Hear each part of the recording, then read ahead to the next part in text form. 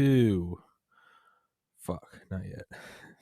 3, 3, 3, 3, 2, 1. Fuck, and we're recording. Technical difficulties, but whatever. Ever since I've had Charlie Duke on, I imagine that I am now graced with the ingenuity of Apollo astronauts, and therefore, when something goes wrong, I'm like, well, because I talked to Charlie Duke, who was on Apollo 16, that now means that I have inherited the direct skills of the engineers on Apollo 13. You just need sticky notes, man, and you're good. And some people may say that that's a stretch, and they are terrorists, and they should be executed in Guantanamo.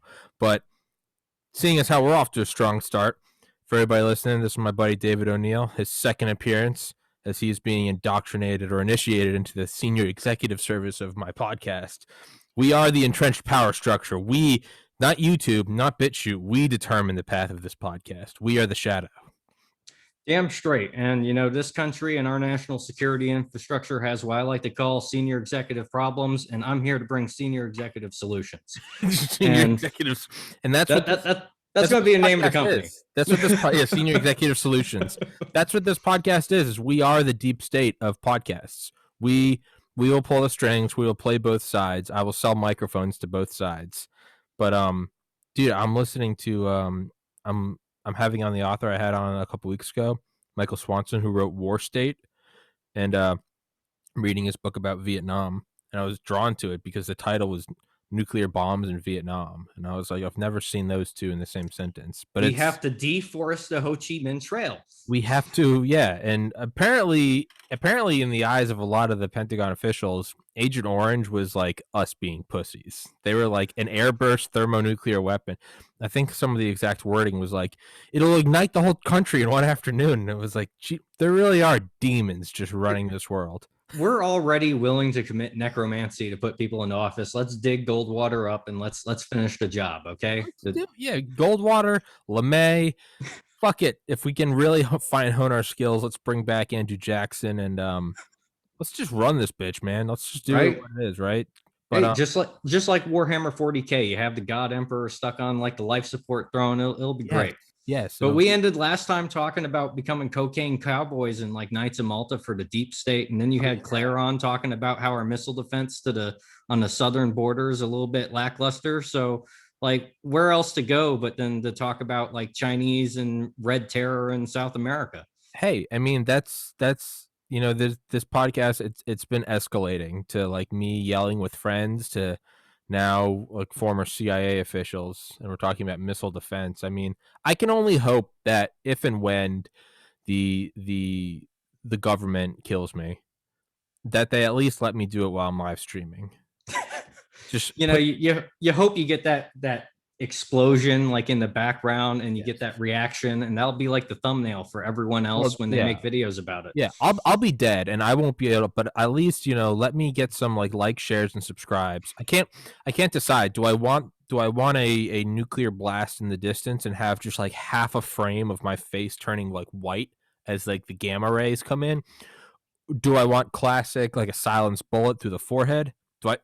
And the camera's just still running as I'm just bleeding?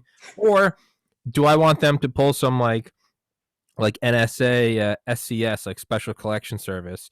Do I want them to put a miniaturized claymore in my webcam? Like, so I've thought about this a lot, and the way I would like to go is with. I would never do this. This is just pure speculation. I would never do this in the continental United States in my life. But if I thought out the time was coming, I want thermobaric charges embedded in the drywall. And I just want to be like there on a dead man switch and a bullhorn just going, I hope you fuckers wore Nomex today. And that's how I want it to end. That's how I want it to end. What's oh, fuck. What was that subreddit that got banned amongst all the other wrong thing? But it was after the Donald. It was Weekend Gun It. I was only there in the tail end of that. I discovered a Weekend. Did you ever go there? Weekend Gun It? I didn't do too much on Reddit. Like, my days with the internet nerd communities, like I got into like Something Awful. And then, obviously I grew up in the 4chan generation, fucking with the Church of Scientology and shit like that. And by the time Reddit came along, I was kind of, I'd get links from people there, but I never really had a presence there. Yeah. I mean, I was perma banned from Reddit, like the IP banned, which a lot of people didn't think was possible, but I am. But I mean, I had been on there on and off for like 10 years. I would always use it for whatever, when I was pre-med or when I was trying to do like a charity, psychedelics, artwork, whatever. Um, point not important. The point is there's a subreddit called Weekend Gunnit, Gunnit. I didn't know anything about it. I don't know anything. I truly don't know a whole lot about guns. As conservative as I am, I'm pretty noob retarded when it comes to guns. But the whole thing was just this whole. That's the first time I'd ever heard of like the Boogaloo Boys. Like, and it had been there. And I remember when I discovered it, I was like, oh, because it was after the Donald had been banned. I was like, oh, this place is next. And sure enough, within like maybe a month, it was banned. And I think they're on the .win network now. Point is they had some great memes, and my favorite meme is the bad guy from The Incredibles. You know, like the guy with like the orange hair. I saw that movie in like middle school. I'm sure you did. You know, Yeah, I barely remember it, but I know I saw the it. meme is, "You sly dog, you had me monologuing." Yeah. And it's but they photoshopped it, and he's holding like a silenced Mac 10, and it's the caption is like, "When the ATF is surrounding my house and I'm on a bullhorn reading the Bill of Rights, and I realize that they're coming in the back door. You sly dog, you had me monologuing." But that's what made the thermobaric charges. It's like, or the other one, it's like the scared guy from Saving Private Ryan. You know, the guy with like the M1. He's like, he's like shaking. And it's like it's like a cop on his first day lining up at my uncle's house to do a gun raid, and all they hear is a fortunate sun blazing. He's just lined up at the door like, oh fuck. You know, it's either that or we didn't start the fire. And Yeah. You know, sprinkler systems with gasoline or something like that. Yeah. Oh yeah. What was the other one? The Bane and Pink guy. You know that meme, and it's is last summer. It was like the National Guard enforcing like a nationwide COVID quarantine. And then it's like, or the National Guard with M16s threatening me with my super soaker of LSD. Yeah. The pink guy.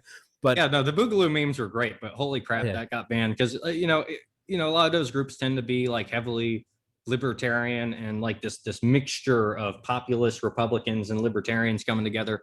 And then there's this weird phenomenon that happens every time the Democrats steal the nomination from Bernie. You get a bunch of socialists that don't know what the word libertarian means, but they just want to call themselves anything other than Democrat to stick it to the Democrats.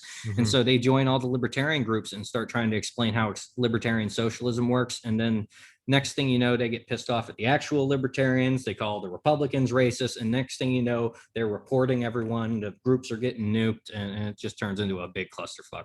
And all the while, the defense machine's just moving on. Just no one. We're all screaming at each other, "You Republican, you Democrat!" Yeah, and all the while, we just sold 1,100 tanks to Saudi Arabia, and that's what we're about to learn about Bolivia. Because I remember one of the comments on the first one was the difference between the culture war and geopolitics. And the truth is, there really isn't a difference. The only difference is what you said before, is the dial of violence versus the light switch, and that's not a left versus right thing. That's just a human nature. Yeah, we're we have so many weak, soft people that would, they would throw up if they smelt the iron in the blood. They're not ready. They use the club because they're not ready for the blood. But you go down to say, look at Latin America, and the reason I'm going to bring up Shining Path in Peru before talking about Bolivia is just because it's very important that when Shining Path gets driven underground and their political leadership gets taken out, they become a cross-border drug running operation into Bolivia, and they have more influence kind of in Bolivia than in Peru because they have to keep their heads down in Peru, which is onto their shit, because from 1980 to 1990 they waged a bloody insurgency, and we don't really hear about it because the low population density. When we hear about crazy Maoists killing people, we're used to hearing millions, but what's 70 to 80,000 among comrades, right? That's nothing. That's no big deal. But that's exactly what happened in Peru. Is you had a Maoist philosophy professor with the God complex. This is how Antifa starts, and this is what it always turns into. And next thing you know, they're running around, they're killing people. And if you're Chinese intelligence, coming out of the 90s, coming into the war on terror, you notice that America's eyes are all focused way over here now.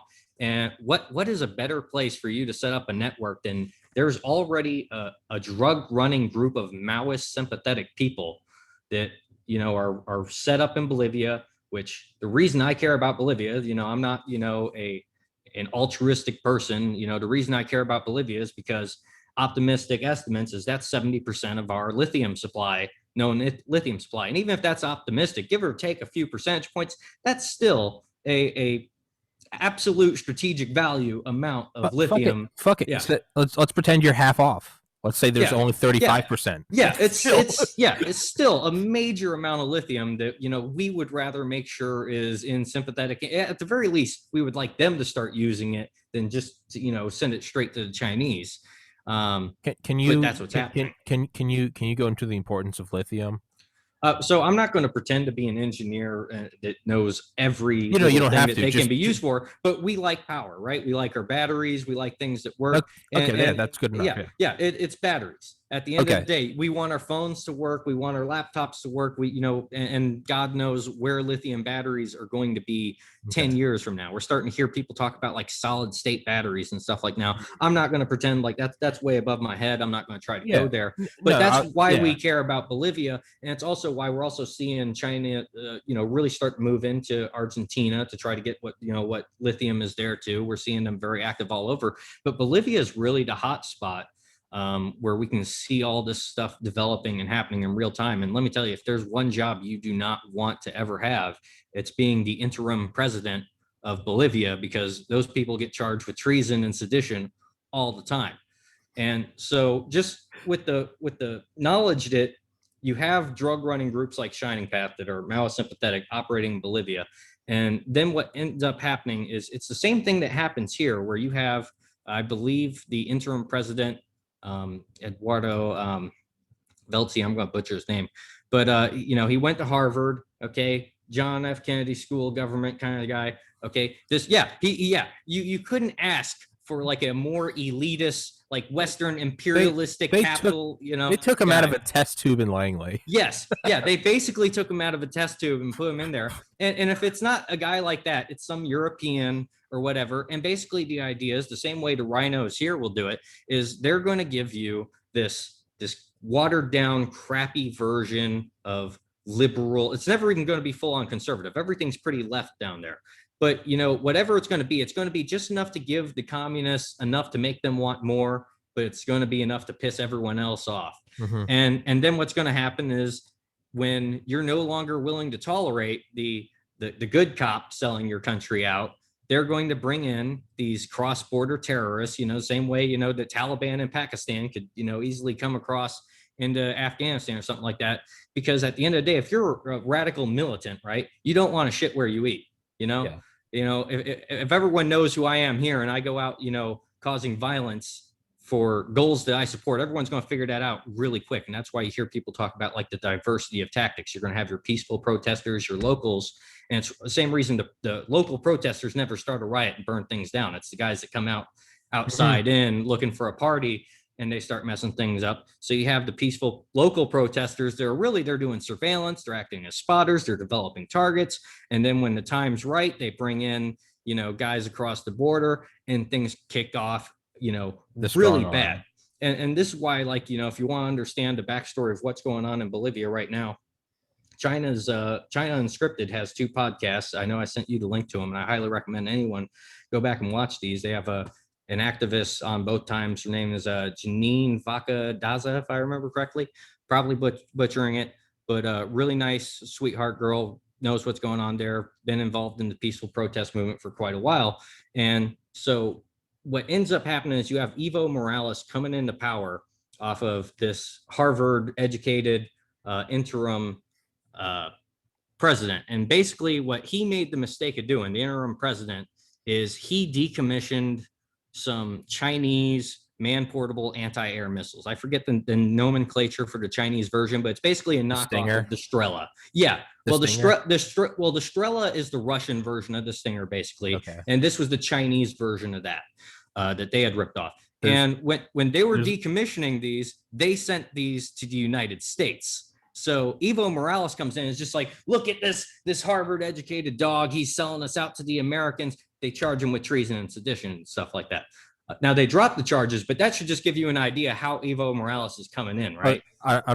Real quick side note, I was going to say there's no greater microcosm example of blowback than the shoulder-mounted anti-aircraft missile. Yeah, right. The Stinger, whatever. There's no greater, just encapsulated. There's no greater example of. It's like if you look up in the encyclopedia, what's the definition of blowback?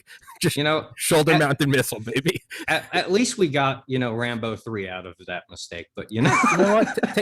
Take the you got to take the wins, right? Take the win. We got Rambo 3. You got to keep the war machine plugging forward. But sorry, yeah, back to Evo Morales. Yeah, so Evo Morales charges his predecessor with treason and whatnot. The charges eventually get dropped, but they basically played the exact same racial politics game they played here. They're saying Evo Morales, he's this indigenous dude. Okay, he's not wearing a suit. He's wearing, a more ethnic outfit and everything. We it's the same thing to do here. We got the brownest guy we could find. It's fine. It's fine. It doesn't matter if he's selling the country out to China. It's fine. We got the indigenous, but he's brown. The native guy said it's okay to sell the country out, so it's okay. And so this guy's in power. Comes into power in 2016, and then really up until about 2018 is where we start to see this massive kind of protest movement and everything that results in him kind of losing power, fleeing the country. Evo Morales flees. What's her name? Inez, I forget her first name. I'm probably mixing a few of them up, but I know her last name is Inez. She comes in and she's like the center right. And by center right, I mean like European Union. They have this liberal Democrat, center right league thing. So it's not even like a real right wing person. It's just like a moderate that comes in to try to sort things out. And if you listen to the second China Unscripted episode, you can literally hear the activists talking about, hey, we got to lock down because their version of Antifa is coming in, starting all kinds of violence, starting all kinds of bloodshed. And, down there, it's not the dial, it's the light switch. It's either on or off. For that quote he keeps referring to, that's not my quote. I heard it from Sam Kolper, who was on my podcast. And I think Sam was quoting someone. Point is the quote is, in a nutshell, in 2020, you could see this perfectly. The left views violence as a dial. The right views it as a light switch, meaning riot more, riot more, riot more. Look, their guy got in the office, the rioting stops. Whereas the right views it more as like it doesn't happen or it's Hiroshima. So, but just for everybody listening, that's it. Sorry, back to you, David. Yep. And so that's basically the way we think of it there. But down there, it's straight up the light switch. And so we see a ton of violence erupt over this. And in October, the socialist government comes back into power under the Luis Aker, I think his name is, but he was the financial minister under Morales. And so he comes in as president, and then and of course, Evo Morales comes back from his little exile, and they're pissed because, they view it as, basically both sides are calling each other saying, hey, you guys did the coup, and there's violence kicking off everywhere. And so as soon as this kind of starts happening, first off, our media doesn't want to talk about it because when Evo Morales got, basically exiled and the socialists lost, by the way, all of mainstream media, it was like the exact opposite of what you would expect from Western media. It was all far right this, far right that, CIA back this. First off, CIA had fuck all to do with it. For all I know, that the only thing they know how to do down there is drink cheap booze and get blowjobs from Latin queens. Okay. As far as I know, our not a bad skill set. Yeah. not a bad, life on government pay and all, but as far as I'm aware, we don't really have a great policy on Bolivia at all. And kind of with good reason. It's just kind of blowing up into a dumpster fire. But so as of just a few days ago, after we had already said we were going to talk about this, Inez gets arrested and now she's being charged with treason. Yeah. And we don't know if it'll be dropped. It could just be the warning shot against the bow, hey, look what's happening to her. Y'all better settle down and accept the socialism or it's coming for you. But yeah, we're in clown world. It's like count the presidents of Bolivia. You can't. There's just, it's in and out game of here's this Western educated technocratic elite that, wants to screw you over. And when you get sick of him, they're going to bring in red terror to make you wish you had that guy back. And that's just kind of the polarity. And it's the same game they had here. We had Paperclip bringing in German intelligence to kind of think this game here. And it's the same game down there where they're kind of playing both sides like that. And so that's why Bolivia right now is just an absolute fucking mess. I wasn't even expecting it to blow up this quickly. The reason I wanted to talk about Bolivia is because I thought, hey, no one really is paying attention to Bolivia, and I'd just like to, shine a little bit of a spotlight on it. But now it's getting more relevant as we speak. Sure. Well, yeah, it's fun time. Yeah, man, if that's just not going to paint this podcast more and more as something to watch, it's just like, isn't it kind of weird how you talked about Bolivia, like the day it happened? It's going to be like, I didn't have anything to do with this, I swear. But I hope this podcast slowly turns into like a Forrest Gump-esque thing where it's like, and there I was, it's like, if this was in the 2000s, I'd be sitting there and you'd see like a plane hit the North Tower in the background and it'd be like, fuck was that? Like that's what I feel like that's how this podcast. Tommy's using the holograms. Tim Dillon, he's like, what I didn't learn is a lot of people think that the Israelis put charges in the World Trade Centers. Other people think it was a CIA. They allowed it through the net. He goes, but the reality is 9/11 didn't happen. The towers are still there. And he's like, when someone comes at you, he goes, you got to dial it up 10 times over. If someone wants to play conspiracy, he's like, you got to jack it up. So when the left says, ha ha ha, Herman Cain died from coronavirus, you look them dead in the eyes and say, Herman Cain's still alive. He goes, you just got to. One of my buddies was a master of this, and I remember, I don't know how the JFK subject came up, but he was smoking a lot of weed back then, and we're just bullshitting, over like Discord or whatever. It might have been TeamSpeak, I don't know, whatever the hell it was back then. But we're just talking, and all of a sudden you just hear this big fat bong rip, and you just hear him go, maybe his head just did that. Like maybe JFK just like achieved gnosis, like he had the God spark and his head just did that. He walked through what Ram Dass said, like the keyhole in your mind. He walked through onto the other side and he got his 8th chakra, and that was it. Yeah, free your mind and the ass will follow. Every time. Maybe it's just the rarest medical condition that it does actually happen like once every 100 billion like human lives. So your head just explodes. Yeah. Have you heard the conspiracy that there was a car back, or Lee Harvey did fire a shot, and it spooked a Secret Service agent, and he pulled the trigger and shot JFK? I have not heard that one, but like I want the source. I want the copy paste of that one, because that sounds like that guy had some good stuff when he had that thought. I love that one because the entire idea is like, no, it really was like this new Secret Service agent shot him on the car behind him, pulled the trigger, and just through dumb chances, just like, what was it in Pulp Fiction where they just like hit the speed bump or something? It really was. It's like he just pulled the trigger and it was just he no scoped them, and it's like they realized that like that was almost as detrimental as like the Soviets killing him, because what that showed is we are completely inadequate. So they had to keep it secret. Probably my favorite, if we're just going to go into full shit talk mode about JFK conspiracy theories, I love the one where it's, who Jerry Miculek is, the competitive shooter. So yeah, he's like one of the best shooters out there, period. And one of my favorite theories about that is like he tried to shoot around the planet and make it hit the target in front of him, and like somewhere in the ballistic trajectory it like went through a wormhole and came out and back in time and just blew JFK's brains out. Honestly, I think Jerry Miculek, Jerry Miculek might have killed JFK. I'm not saying it. I think that's the only problem. I think perhaps the most terrifying possibility is that Lee Harvey killed him and was working alone. I think that's as terrifying as the CIA did it. The fact that this fucking unstable nut job who was tossed out of the Soviet Union, that if that guy just went and got a job at the book depository, brought up a rifle saying it was curtains. Who the fuck brings curtains to work? And then just fired off 3 shots and killed the president a year after the Cuban Missile Crisis. To me, that's almost... It's terrifying to think that maybe the CIA did 9/11. It's equally terrifying to think some guys from the Middle East got some box cutters and were like, let's fuck some shit up. They Leroy Jenkins it. Yeah. You sometimes you just got to pull a straight Leroy, and sometimes it works, I've been trying to fucking find Leroy Jenkins. I want to get him on. That's a really good question. Yeah, Where I can't find him. he's probably set for life, because I know Blizzard was like getting him for like events and stuff like that. Sure. Back before Blizzard like completely tanked their reputation and just let everyone know All that they're hail basically, G. yeah, all hail China.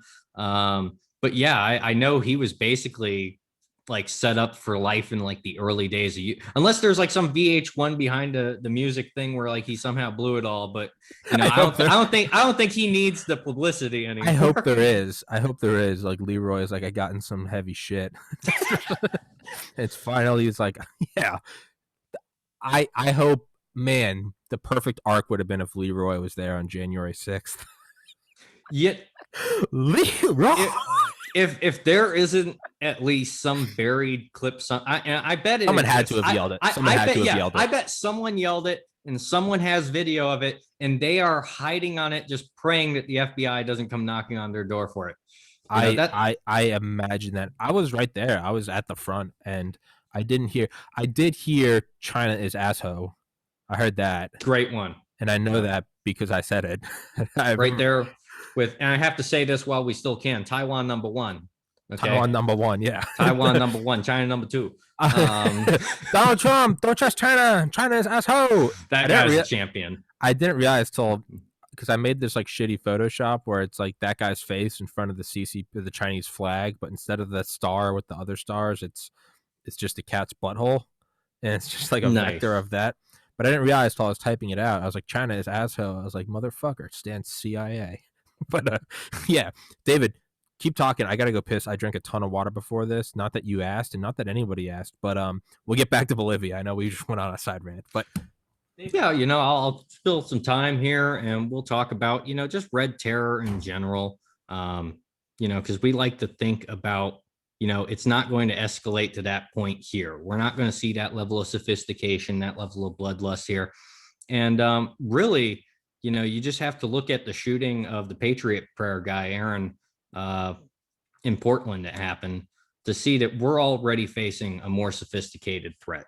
When you look at how they took him out, they had, a command and control vehicle watching it. They had, surveillance of the guy. They go up, they do the hit. And the most important thing of all is that they immediately have people on scene to go up to the police officers, to go up to the witnesses and start spreading misinformation and try to control that scene.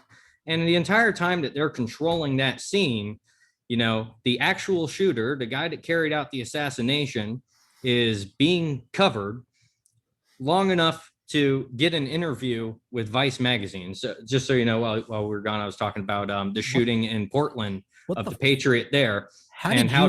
What happened in 30 seconds that I came back and and there was the assassin with Vice. And just to explain how we go from the knob to the light switch, and how that level of violence we're seeing down in South America can happen here very easily. When we look at the shooting of Aaron, the Patriot Prayer guy out in Portland, everything about that was a covert op. I mean, they had the surveillance done of this guy. They knew who they were going to hit. They go up to him. They take him out. And the most important thing of all there is they have a lot of people there to go up to the police, to go up to the witnesses and start spreading misinformation, try to control the scene, try to create cover. And they end up pulling the shooter out, and the shooter gets an interview with Vice magazine before he gets taken out when the marshals try to apprehend him. And everything about that, you go into unconventional warfare playbooks, you're setting up a martyr for a movement. And we're already seeing this level of sophistication come home. It's already happened here. And when we look at places like Peru and Bolivia and what essentially the CCP Belt and Road re-legitimizing these Maoist movements down there, is you now have training camps for Antifa, just a short flight down to South America, and you could be training these guys down there. Like these guys could go on an NGO. Hey, we're saving the whales. We're picking up trash. We're getting our college credits or whatever. You don't know if that, if they're actually, communists, they might be linking up with hardcore Maoists down there and getting training. And we could already be seeing a little Yemen or a little Afghanistan, whatever you want to call it, your little radical training camp. We already see that happening down there. For lithium in Bolivia, So if I recall correctly, China has 30% of the world's rare earth metal supply, but due to the way it's concentrated, and I think its proximity to the surface, or I guess shallow depth, they control 90% of the world's trade, but only 30% of the world's supply. Is that and we know that all rare earth metals are important in electronics. Is this kind of what we're seeing with lithium, whereas it's important to batteries? Is it the same? Is it that they hold that much supply? Or I mean, does it really matter whether or not you hold the supply or whether it's close to the surface? What matters is your market share. Yeah, and what you can get out of it while you can. I mean, the main thing about China and just unrestricted warfare mindset in general is it's be wherever the enemy is not. If America is tied down looking over here Middle and they're East. not looking at their backyard in Bolivia, that's where you're going to go poke. You're not going to meet the enemy where the maximum resistance is. You're going to go around in their backyard where they're not looking, and you're going to start messing with things there. Because at the end of the day, unrestricted warfare just comes down to like, I'm not touching you, Tommy. I'm not touching Yeah. you. We're in the back seat going to Disney, and I'm just being an asshole Yeah. about it. Yeah. I'm not touching you. I'm not doing anything illegal. Now, do you think that so the more I've been, I guess really only the last year I've been reading about China, um, and I've kind of built them up in my mind as like they're this behemoth that has no rules. But it didn't dawn on me really till like the last 24 hours. I was just thinking, and I was like, why wouldn't we be doing unrestricted warfare? And we probably are. Do we just have a better PR department that we're You like, know, we follow the rules? I definitely think we have people that are, aware of what it is and how to counter it. I just don't think it's put I mean, into have we? widespread policy. That's I that's what I mean. Is that our own misperception? Does that so mean it's kind of like the well, devil's greatest trick so was proving the world so it didn't exist. Yeah, so I call this kind of the black box effect, and the idea is whenever you have an adversary, whenever you have an opponent, you're thinking that they're unified, they're 100% about this strategy, they're coming at They're you the with this, best. and, Yeah. and yeah, and the truth of the matter is everyone's an asshole just like everyone else. Everyone infights just like everyone else, and if you want to think about like how to be a real good agitation disruptor, you just have to remember everybody's trying to fuck over everyone else all the time. It's about identifying those actors within the enemy's black box and figuring out how to pit them against each other. And Yeah. that's what they do to us. And that's what the people that are smart, confronting China are starting to do. The big issue we have is that on an institutional level, the big battleships of our national security policy, that their turrets turn ever so freaking slowly, a lot of them just lack the balls. When it comes to, well, why aren't we training with Taiwan more? Why aren't we doing more to support Taiwan? Well, China would get angry. That's it. China would be mad, and they don't really have the cojones to step up to the plate and deal with that on the institutional level. And that's why what we're starting to see now is the dominance of the non-state actor in national security. It's really coming down to non-state actors to be able to police this. And to an extent, I think this is the future, no matter what. I think a state military apparatus should not be focusing all of its resources on learning how to do counterinsurgency. It's just it should be focusing on other potential peer competitive threats. Like if you want to settle down in a country for years, because let's face it, if you're gonna deal with a counterinsurgency situation, or you're gonna try to do nation building, you can't really raise a kid in 18 years even. What makes you think you can do it with the country? And if you bring in the military, well, guess what? You're constantly rotating these guys in and out. And by the time one guy actually gets a feel and knows everybody there, well, he's gone. He's getting out and he's doing something else. And so this is why it's kind of like the Eric Prince and the private security contractor argument kind of makes sense. Like, why wouldn't you just set up a company or a specific outfit that specializes in this region right here, and we're going to recruit people that are going to focus on this region right here, and we're going to 100%. And so that makes sense. That's where we should be going. But there's this dirty word called mercenary that no one likes to use. Hey, you know what? Words come and go. It's. I think you're right. One of my favorite things to think about is like the idea that like NASA was from its birth a military branch, and there's a great like 10-minute little clip. There's this great channel. It's Dark Five. He has this whole network of channels on YouTube. Dark Five, Dark Space, Dark Footage, Dark Skies. It's just this guy does these little 10-minute blips on history. And one of my favorites ones is like the militarization of the space shuttle. And they talk about like you know, a lot of things they would do. They would go up and there'd be like one guy on board who also had like a, you know, like a CIA background on top of an Air Force background. And I think one of the exact quotes from the commander was like, on our second day, you know, this one guy who was going to go put up this top secret thing for the DoD, you know, he said, and you know, it's not like they all don't know every square inch of the space shuttle. These guys are trained through and through. They know every pound of shit that's going up. They all knew that there was this thing the DoD wanted released. And the guy says, he's like, there was like 7 of us, and you know, on like the second day while we're up there and like the cameras are off, he says like, well, you know, I'm gonna just go tinker around in the back. You know, this isn't a bar. You're not at Buffalo Wild Wings and someone says I'm gonna hit the head. Everything is choreographed. So if one guy says, I'm just going to go tinker around in the back of the space shuttle, and he goes, and the rest of us pretended like we didn't hear him and we just kept looking forward. And this guy went out back, operated this like boom arm and released this thing. It had this like tiny rotational orbit. And it was something for what we now know as the NRO. But the point is like, they all pretended like it didn't happen. And like, but here was this thing where we took this NASA, right? You know, it's the civilian space agency, and we go up and we do this military thing because we had promised that space would be demilitarized. What smarter way to do it than to create a civilian space agency? And then the DoD puts its hand up the ass of that puppet and it goes, no, this is NASA, right? This is NASA. We don't do that. So back to what you're saying with Eric Prince, I mean, it makes sense that like the war state, the SES, whatever you want to call it, the entrenched power structure, they're going to do what they're going to do. I think that they're just dressing it up in different ways. And I mean, I'm not taking a side on it for or against it, but just objectively looking at it, I think you're probably correct. Why rotate a bunch of 18-year-old guys in and out, or even, you know, professionals like Dale, who still eventually they leave and they go home and they go do their own thing? Why not make a company, call it a company? But in reality, it's just a branch of the DoD, and they just put a mask on it. There, Blackwater. That's not America. It's Blackwater. Yeah.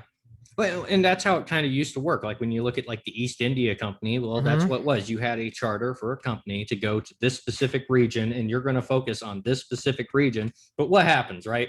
It turns into a giant conglomerate because, you know, with the 17th century military revolution, you just the structure of the international system forces you to create a military industrial complex.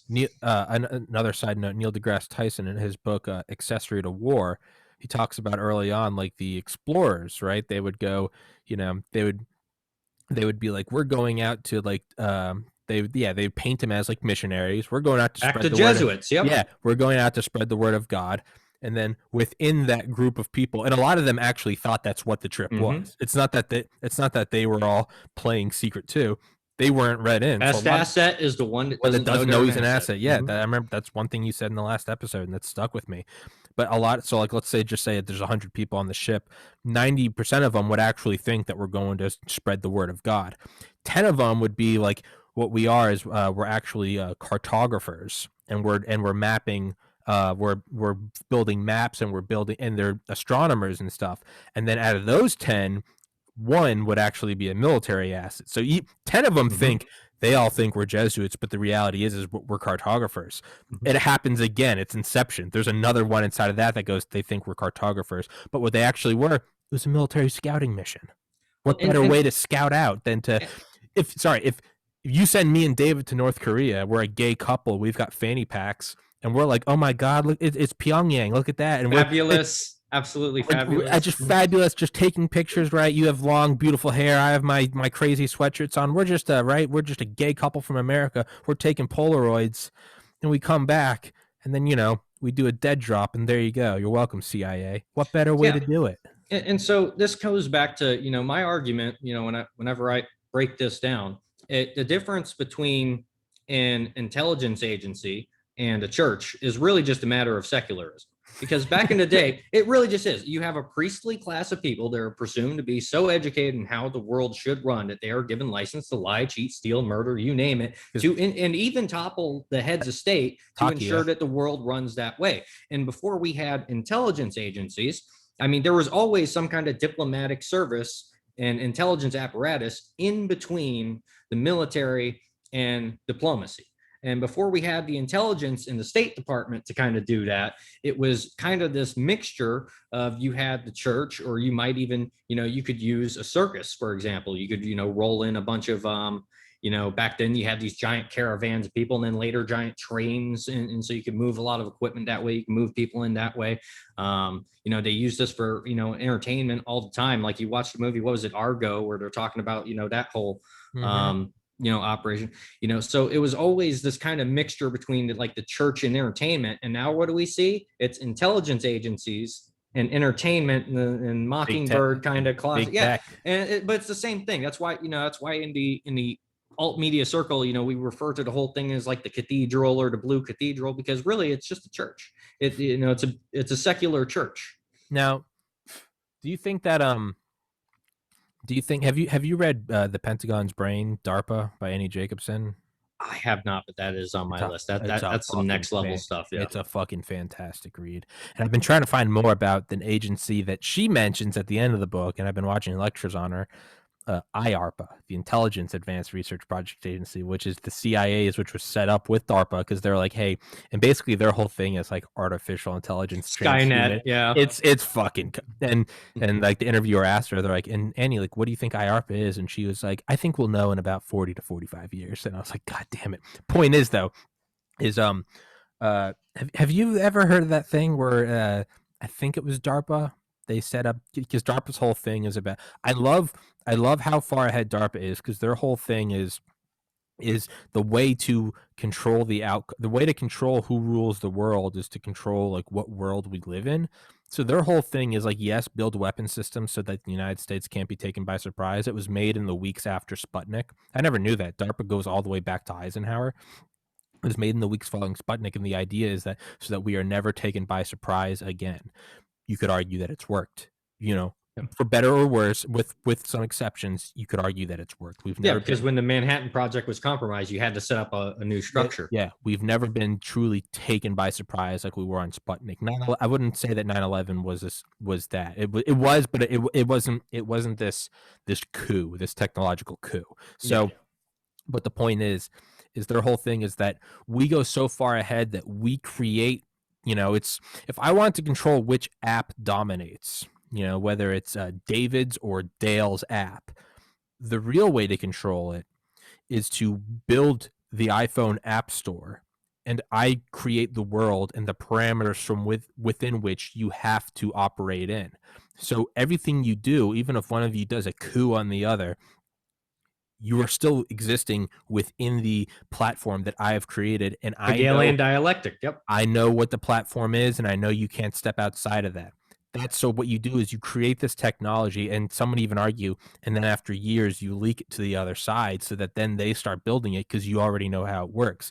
And the whole thing is we build the ARPANET, stealth technology, GPS was the Russian one, GLONASS, whatever the fuck it is. Point is, I'm going way off into the weeds. Is they created this thing called LifeLog, and it was they said, in only the way DARPA can, like the late 90s and early 2000s, they were like, in the future, like everyone will be communicating online and we'll have profiles and you'll be able to update things with. And this is back when it took 10 minutes to load an image. LifeLog knows when we poop. Yeah, they created LifeLog, and LifeLog was like, it was this program, and it ran for several years.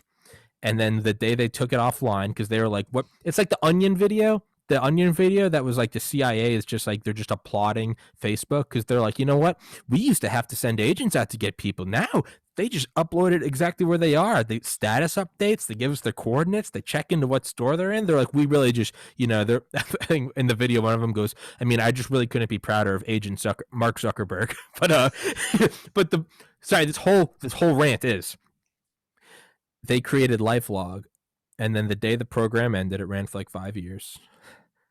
I mean, the day it ended, The next day, Facebook Boom. went Here online. it is. The Yeah. next day, Facebook went online. The next fucking day, Facebook went online.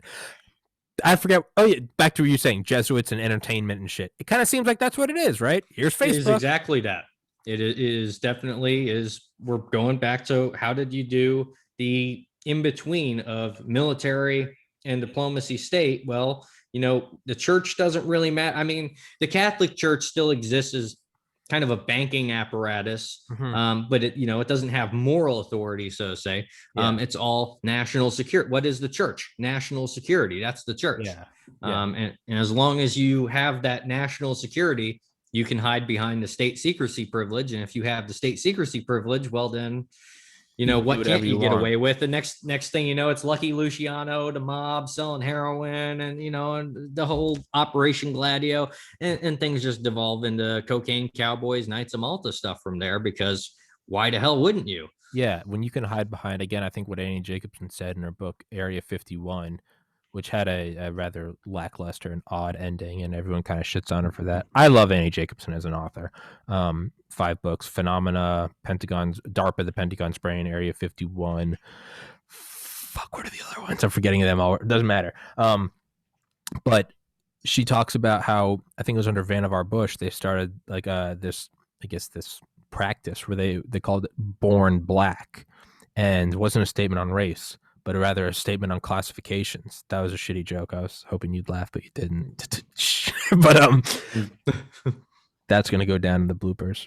But it was this idea that I'm sorry. No, it's, you know what? Friendship over. They all knew best friend.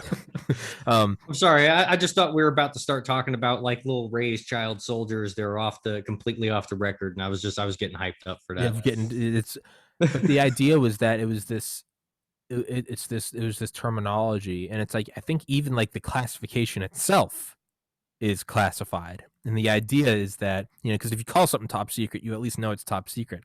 It's this thing that's, you don't even know about the classification, and it's called Born Black, meaning that it's a program that will never be declassified ever. Yeah.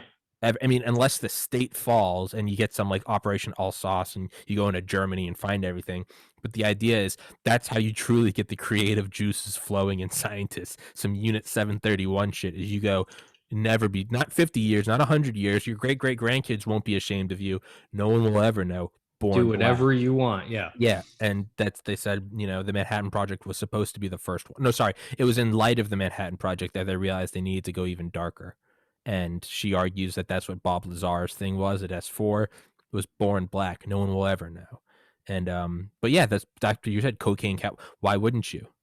If you are forever shrouded in a state supported and mandated and funded metaphorical invisibility cloak, if you have Harry Potter's invisibility cloak, how long is the gap between you're beating up bullies and they can't see you to you're going in the girls' locker room? Like, how long is that gap? 10 minutes? Yeah, it's like, I grew up in a country where like I turn on CNN and I get to watch like, countries getting like demolished for fun. And I get to watch all of this, drug warfare being pushed on my people. Like if I got the chance, hell yes, I'm going to take opium straight to the people that brought it to our country. I'm going to shoot it right into their veins, and I'm going to wait until they go through withdrawals, and then I'm going to interrogate them. Like, let's talk then. Like, you want to go full hardcore. Yeah. Fuck that waterboarding shit. Yeah. If you're okay with this, I'm okay with this. Exactly. Your terms are accepted. That's the way your terms are accepted. Yeah.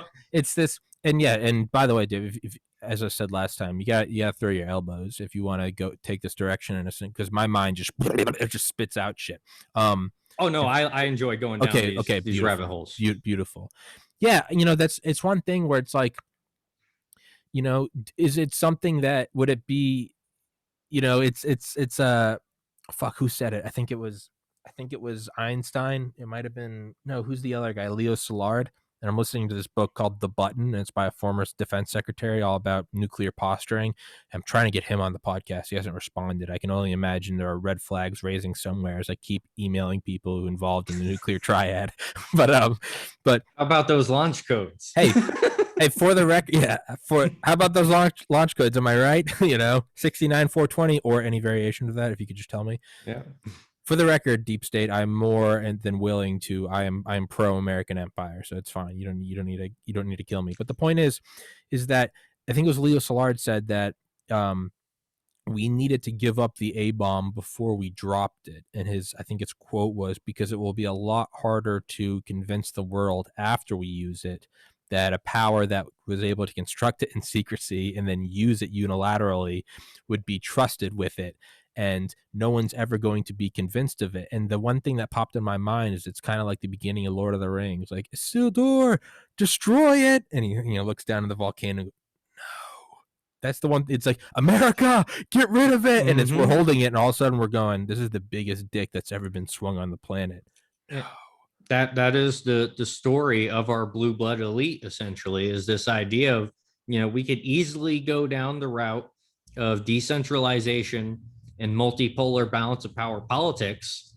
And, they would lose some control, but, so many of these people, even the ones that have done some horrible stuff, so many of them are just unknown anyway, because no one cares, and people care more about throwing out like nebulous deep state terms and pointing at puppets.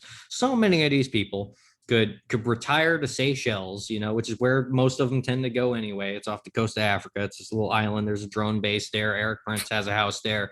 Anyone that's like somebody coming out of like the CIA and is about to retire, they're going to get a cool place in Seychelles. That's the golden parachute. And yeah, that's the golden parachute. And we could, if it was up to me, I'd just take all these people, right? And this was just pure fun for me, is I would like to stick them all there with nothing but like Napoleonic era artillery, and just see who wins that game of King of the Hill on that island. I'd like to turn it into a reality show. But barring that, these people could all bail out to places like Seychelles. They could buy a boat.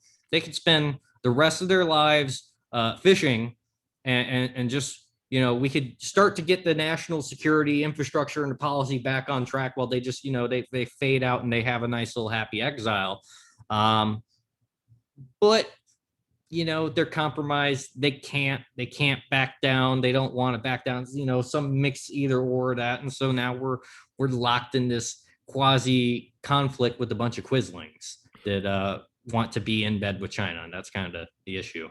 Now, do you think that, I've thought about this a lot. I'm like, why, when you make your billion, why don't you go bail out to your own private section of Hawaii? And I think it's the same reason that Tom Brady doesn't stop with one Super Bowl, and he just signed again to say, here. Once you're in the game, like, why would you want to leave the game, right? That's the thing, is I think the game is it's one of the Koch brothers. I think it's the one that died. He said back when I was in Valdosta, so 2010, I remember reading the quote, and someone's like, what are you going for? Like, you already have 21 billion. What's the 22nd billion for? And I think his quote was, I mean, the guy is a demon, but I mean, his quote was, I'm going to keep riding this bike till the wheels fall off. And it was like, there is no goal. I'm playing this fucking game. I'm Tom Brady. I'm going to keep throwing bullets and trying to get another Lombardi trophy for no other reason to get another. It's the game. It's the wolf that's going to keep hunting until it's dead, because it's just, that's what it's here for. It's here to fight. And if they would do that, we would respect the hell out of them. But the biggest problem we have is you get so many of these people, that, Stanley McChrystal is a good example of it. He's now come home, and it's like he's been injected with the Bill Gates, like he's been turned into a version of Bill Gates. He's putting on the sweater vest now. He's running, this DARPA AI thing that's supposed to be helping track down extremists, and basically, he's, and apparently it sucks. Apparently their stuff is whack. Apparently they gave him the busted version. So just Stanley, 10-piece McChicken nobody ain't doing shit right now. But the point being, they're gearing up for this, but they don't want to ride the shit until the wheels come off. They want to come home back here, put on the sweater vest, and be like, listen, we had our time of having fun. You're never going to get to play in the game. We've already, negotiated this out. Yeah. Here's your sweater vest, and just chill. There's no more game. The game's over. And that's what they want you to think. But even that, though, I think the sweater vest is just the next level. It's like Gandalf turning into Gandalf the White. I think the sweater vest is just. But the point is we'll get looking harmless. We'll get back into the sweater vest in a second. I want to explore that. But it's the idea that I don't think even the sweater vest is. I mean, look at like Warren Buffett. Look at Kissinger. Look at Gates. they're not finished. They've put on this form of, oh, now we're just doing these philanthropic things. But the thing is like, I don't think that it's kind of like Family Guy, where Lois's dad, Mr. Peter Schmidt, who's like a trillionaire, he retires, and within a week he starts getting like dementia. He doesn't know what to do. He wakes up late. He can't find his medicine. He's he's just a pushover. He's a total beta. And they realize that Mr. Peter Schmidt is dying. And so they drag him back, kind of like, I mean, literally like dragging someone back to like the river. They pull him back into his office in his like high rise in Manhattan, and they like slap him around, and he starts coming to again. And he's like, they're like, Daddy, we need you to make a deal. Like, we need you to make another $1 billion deal. And he starts coming back, and his powers start coming back. And he's like, oh, fucking minorities. He's like, single women welfare queens. And he starts coming back. That's exactly what's happened to our national security infrastructure. But the point is like these guys, they start to come back, and they're like, oh, he's like, and he realizes like that's what he wants to do. He wants to ride it until the wheels fall off. I think that it's an illusion to put on the sweater vest. It makes us think, and maybe that's what you were saying, makes us think, oh, he's done, he's playing. But I think Bill Gates is sharpening his fangs as much as he was in the 90s. But now he's gotten smarter. He knows how to. It's like Bane, you fight like a younger man, nothing held back. Admirable, but mistaken. Like, I think that's it. Maybe he probably think tanked it or focus grouped it, and they're like, if you put on a sweater, that is it. I mean, you're not wrong at all, but I think it's kind of like a half and half of what you first said of like the mental degradation. Combined with, it started out with, hey, let's put on the sweater vest. Let's look non-threatening, right? We're going to look non-threatening. We're going to make everything nice, soft, and fluffy. It's going to be great. And it's kind of like the fact that they're spending so much time pretending to be that they're going soft. They're getting that dementia. Okay. And that is why, like, when we see them try to bring this counterinsurgency home, this information warfare home, they're so sloppy and fuck ass with it, believing most of their own propaganda, because they're so used to this, we're playing this soft game mindset, that they are kind of losing it, and they are really being put into these circles, where everyone in that circle is trying to be non-threatening. Okay. So they're making each other weaker. Okay. And at the same time, they're telling us we can't become stronger and do what they should be doing. And that's kind of the issue there. Okay. I've got an idea for this. Maybe it's in Michael Pillsbury book, The 100-Year Marathon. It's kind of like the grandfather of Brigadier General Robert Spalding's Stealth War. It's obviously all about China, but he talks about something from the Warring States period, and it's, you never ask the weight of the emperor's cauldron. And if I recall it correctly, I'm sure you know this, but at least for the listeners, that's a way of asking. It's obviously not a saying we use, but it'd be like if we're in a building, let's play King of the Hill, and you're in the penthouse and I'm on the lower floors, and I'm rising every year. I'm moving up a couple, 5 more floors. I get another bathroom. I'm moving up, but you're in the penthouse right on Central Park. I'm never going to, and I'm, as is, with lions and gorillas, as with everything, the young buck is always eyeing the guy on top. Mm-hmm. He wants to be in charge, right?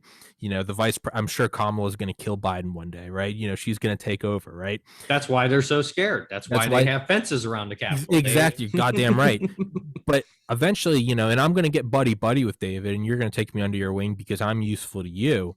But you're not stupid. I'm coming for you. You're, let's say you're 30 years older than me. I want to take over. Well, as I'm coming up, asking the way to the Emperor's Cauldron would be the equivalent of, let's say you're on the 100th floor and I finally made it up to the 99th floor. I know that I'm next in line. I'm never going to ask you, how strong are the locks on your doors? Because now you are going to go, he's now a threat to me, and you're going to send down your kill squad. You're going to send down your Delta. So you never ask the weight of the Emperor's Cauldron until you are no longer a threat to me. The only time I will ever ask for the weight, what's the weight of the Emperor's Cauldrons, David, how strong are the locks on your door, is when you've got a Delta team, but I've got 10 Delta teams. And I now know I'm now the king. I'm taking over. This is Lion King. This is Mufasa and Scar. I'm pushing you off, right? Mm-hmm. You never ask the weight of the Emperor's Cauldrons. So let's war game that. Is the movement of like a McChrystal or a Bill Gates or whatever, is this actually a psyop from within the deep state? Are there these new young bucks, these Eric Princes, maybe a Musk or a Bezos, and they're coming up and they don't want to ask Bill Gates or McChrystal or Kissinger the weight of their cauldrons. So instead of asking the weight of your cauldrons, instead of going, David, how strong are the locks in your penthouse? I'm going, hey man, there's a really nice penthouse down the street if you want to go stay there.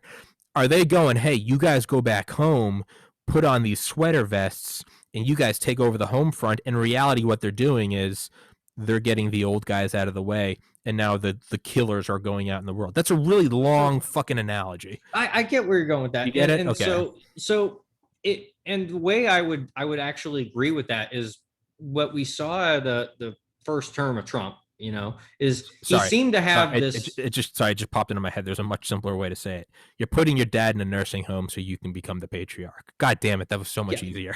I mean, but you got there. No, I mean, you went through history. He's got the spirit. You got the spirit.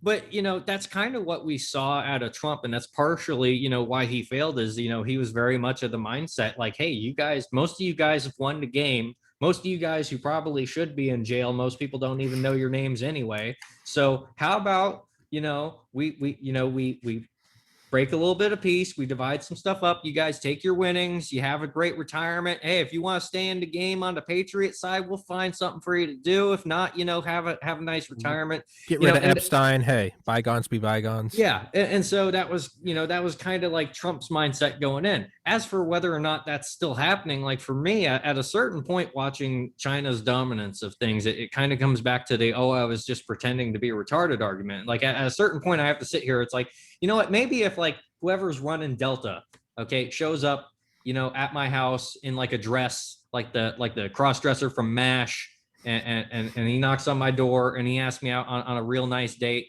And he's like, listen, I'm gonna tell you about how we're pretending to be retarded this whole time. And we've got this in the bag. Don't worry about it. Like, okay, if something that wild happens, all right, fuck it, I'm in. All right, y'all want to get down like that? We all want to just pretend to be retarded. I'll pretend to be retarded. Like I'll go straight back. I'll pretend like I'm 18 again, and we'll have at it. Yeah. But right now, when I'm looking at the geopolitics situation, it doesn't feel like we're winning. From what I covered in Bolivia, which I tried to get that in the beginning. We can go back to it. Sorry, I tried. I just wanted to get it all in the beginning, so we had that nice chunk there for whoever's interested in that. Because I knew we were just going to end up going down a whole lot of rabbit holes, but also like in Crimea, Brad Johnson, who's former CIA station chief, he has a little channel on YouTube himself. He's a little bit more on the Ukrainian sympathetic than I am. But he's even calling out that hey, like what I was saying for a while, it looks like Turkey and Azerbaijan, like the elements of the cabal that thought they were gonna antagonize Russia and retain Crimea, even though Crimea is a core strategic interest. Russia needs those warm water ports, and they have the most assets to hold it. It's just there's no getting around that mathematical equation. So now they're trying to create this pincer movement on Crimea using Turkey, a resurgent Turkey and Azerbaijan, and you're hearing them raise issues with the Tatars there, which were basically Ukrainians that converted to the Ottomans, become second-class citizens. And as Brad was pointing out, like I was saying about the Azov battalions that are like hardcore Nazis, they wanted that side to win, and the Holodomor. I mean, you can't hardly blame them. I mean, everyone was killing everybody back then, but it was also the Tatars, the Ottoman Islamic kind of groups there that is considered traitors by the other Ukrainians. They were also on the pro-German side helping round up the Jews. So you have this whole clusterfuck of things going on in Crimea right now that could kick off into a shooting war. God knows when. I know Ukraine was starting to say if they met resistance from Russia, they would back off. But Ukraine really wants to storm and retake Crimea. And you can't blame them for wanting to. I just don't think it's realistic in any way. And Turkey is just kind of providing that pincer pressure to make it seem like it can happen. And when you look at the kind of guys that are running our foreign policy, how naive they were with the Ukraine crisis the first time, how they try to back this Navalny guy in Russia, even though everyone sees him for, everyone calls the Bolivia thing a CIA op. Really, I wish CIA was running something there, but we can all see Navalny's a Brookings Institution CIA op, and they're still trying to push that. It's like our foreign policy establishment has no concept of history, and they're completely, of the mindset, hey, fuck all this history, man. Why can't, just let bygones be bygones, signed a deal, it's about progress, because we literally don't think about history anymore. And if we do, we're thinking about how to rewrite history, which the rest of the world, they're not down with that. They've seen that game play out before. They're kind of pissed off about that. Now let's, and this is a retarded statement, but do you think that maybe for the first time ever, technology is moving so fast, right? And every year it's moving faster. It's not just that it used to be every 10 years something happened. Now it's every 1 year. Like the rate of acceleration is increasing. Ray Kurzweil. The gaps between the rates of acceleration increase are shortening. The entire thing is accelerating. It's accelerating. Derivatives of the acceleration are accelerating. It's everything is going faster. And this is the first thing, and now that I think about it, it's kind of weird, but the first time I thought about this is when I was in like 8th grade. And I thought that, everything is there are always empires. America's an empire. And you don't want to think about that when you're little because America's different. But I mean, America's an empire. It's possible we could go back to Thomas Jefferson and we could once again be the empire of liberty. There's nothing stopping us from being that again. And I'm totally okay with that. Yeah. As a libertarian nationalist, I'm still okay with an empire as long as we're not being bitches about it. Sure. Let's call America an empire, and it's argued that the empire is declining. Maybe you could tell, maybe we're just getting older, and maybe when everyone gets to 30, they start thinking this, and they've thought this for the last 10,000 years. But, again, Tim Dillon of all people, Tim Dillon brought up a good point. And he's talking to his buddy Ray Kump, who's this like 500-pound fat guy at the list, but who's super smart and kind of. But he was talking about, he was like, never in the waning stages of an empire has an empire had a military this dominating. And that's not to say that there haven't been massive militaries before and they always get spread thin. That's a given. But there's never been a military this dominant in its waning stages. And, as I always bring up, we're $27 trillion in debt. It's ones and zeros. It's not real. Who has the guns? Who has the bombers? Who has the supply lines? Who has the fuel lines? Who has the ways? Who has the forward operating bases? Sure, we draw lines on a map, but if you would just get rid of all borders and color code nations, which nation has the most military bases around the world? We're running the chessboard, right? Yeah. So we have all of this, and I've brought this up with you before. Is like, I don't think we're ever paying back our debt. I think what we've done is we've used money from China in a way. They've built our military, and then when they come knocking, we're going to say, fuck off, you and what army? Our army, our $27 trillion army. We've built up this whole thing to where I think we're at this odd spot, and we're especially getting, and it's coming down to the wire. But we're also at this spot with, you could look at Boston Dynamics and whatever the fuck they're cooking up in DARPA and IARPA, right? Just like Blackwater. Metal Gear coming straight out. Solid Snake shit. Just Blackwater being like a front for the U.S. military. I mean, Google is, I would imagine, probably a front for an intelligence agency. So let's not call these independent corporations. Let's call these intelligence agencies. Let's just say Google's part of the CIA. We're getting to this very important point, and it's just like Ace Combat 7. In Ace Combat 7... Great soundtrack. I've yet to play it, but I love the soundtrack. But all the games are great. Just got to throw that out It's there. the only Ace Combat I've ever played, but I've played it like 100 times too. I love it. But with Ace Combat 7, I think there's actually a very important point, and that they get to a point where they're leading with like these AI drones. And the drones, I mean, sure, they can do things like they can withstand G-forces that other people can. They can work in swarms. But the real importance is when you lose an ace, when I have a Dale Comstock on my team and Dale gets killed, I mean, how much experience did we just lose with losing that guy? When your Tom Brady retires, well, what happens when you can make an artificial mind? And what they do in the game is their equivalent of Dale. There's an ace, and his name is Mihaly, Mihaly, Mihaly. They scan his brain, and they incorporate that into drones. And so the idea is Mihai can take down 10 people. Well, what if we have 100,000 drones with his brain? And it doesn't work. Spoiler, they end up killing the drone program. They managed to kill it right before like the uploading begins, because if they did, it would be the end of history. Like the drones would take over. They would all be skilled with the best. Instead of having one Michael Jordan, you'd have a whole team of Michael Jordans. So we're getting to this point where if we can create things like robots, like Boston Dynamics, think iRobot, if you can do that and you can scan into their brains, Dale Comstock, and you can have 100,000 of these robots that don't question orders, that run on solar power, all of a sudden we're in a very unique spot where never in the world before has like one group of people been able to impose their will on the whole world. And there's no friction. There's no chain of command. There's no, I'm not following that order. There's no My Lai massacre. There's no, it's just machines that take the order. We're at this very weird spot where I don't know where the fuck I'm going with this, but where it seems that we're at the end stage of an empire, but for the first time ever. Oh, back to what you were saying about history, don't learn history. Maybe we're at a spot that truly is such a new frontier that, you don't have to not learn history. If you don't learn history, those who don't learn history are bound to repeat it.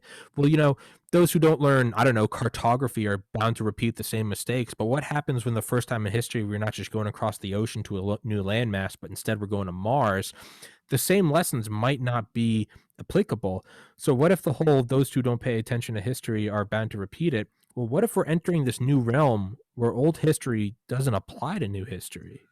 Does that make sense? Well, then that we was go a long into rant. I'm sorry. Well, then we go into the old saying that the general's always preparing for the last war that they fought, rather than the next one. I'm butchering the phrase, but that's the saying.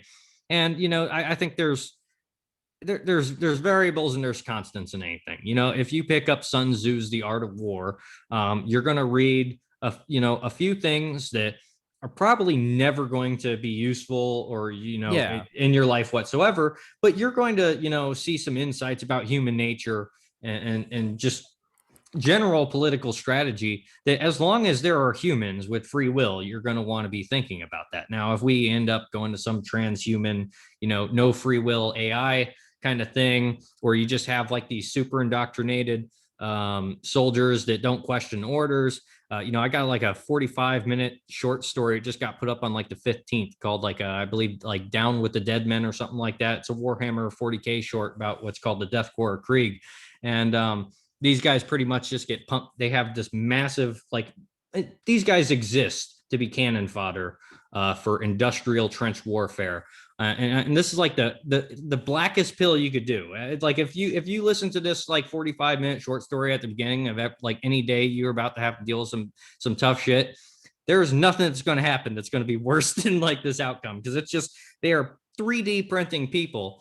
And if you have too much like an independent thought, you're going to be a reject, and you're going to be used as a live fire training target in drills before some regiment of the non-rejects gets sent off to a battle that they know they are going to lose, and they are literally just there for attrition. They are there to make the enemy expend more. And that's it. It's this is why I love Warhammer 40K, because they've taken damn near anything we can think about, and they've taken it to the ideological extreme. And it's written by military historians and people that love strategy and stuff like that. So there's tons of good writers and stuff, but they explore a lot of this stuff, and their thoughts on AI. I kind of have to stick to, because they don't call it artificial intelligence; they call it abominable intelligence.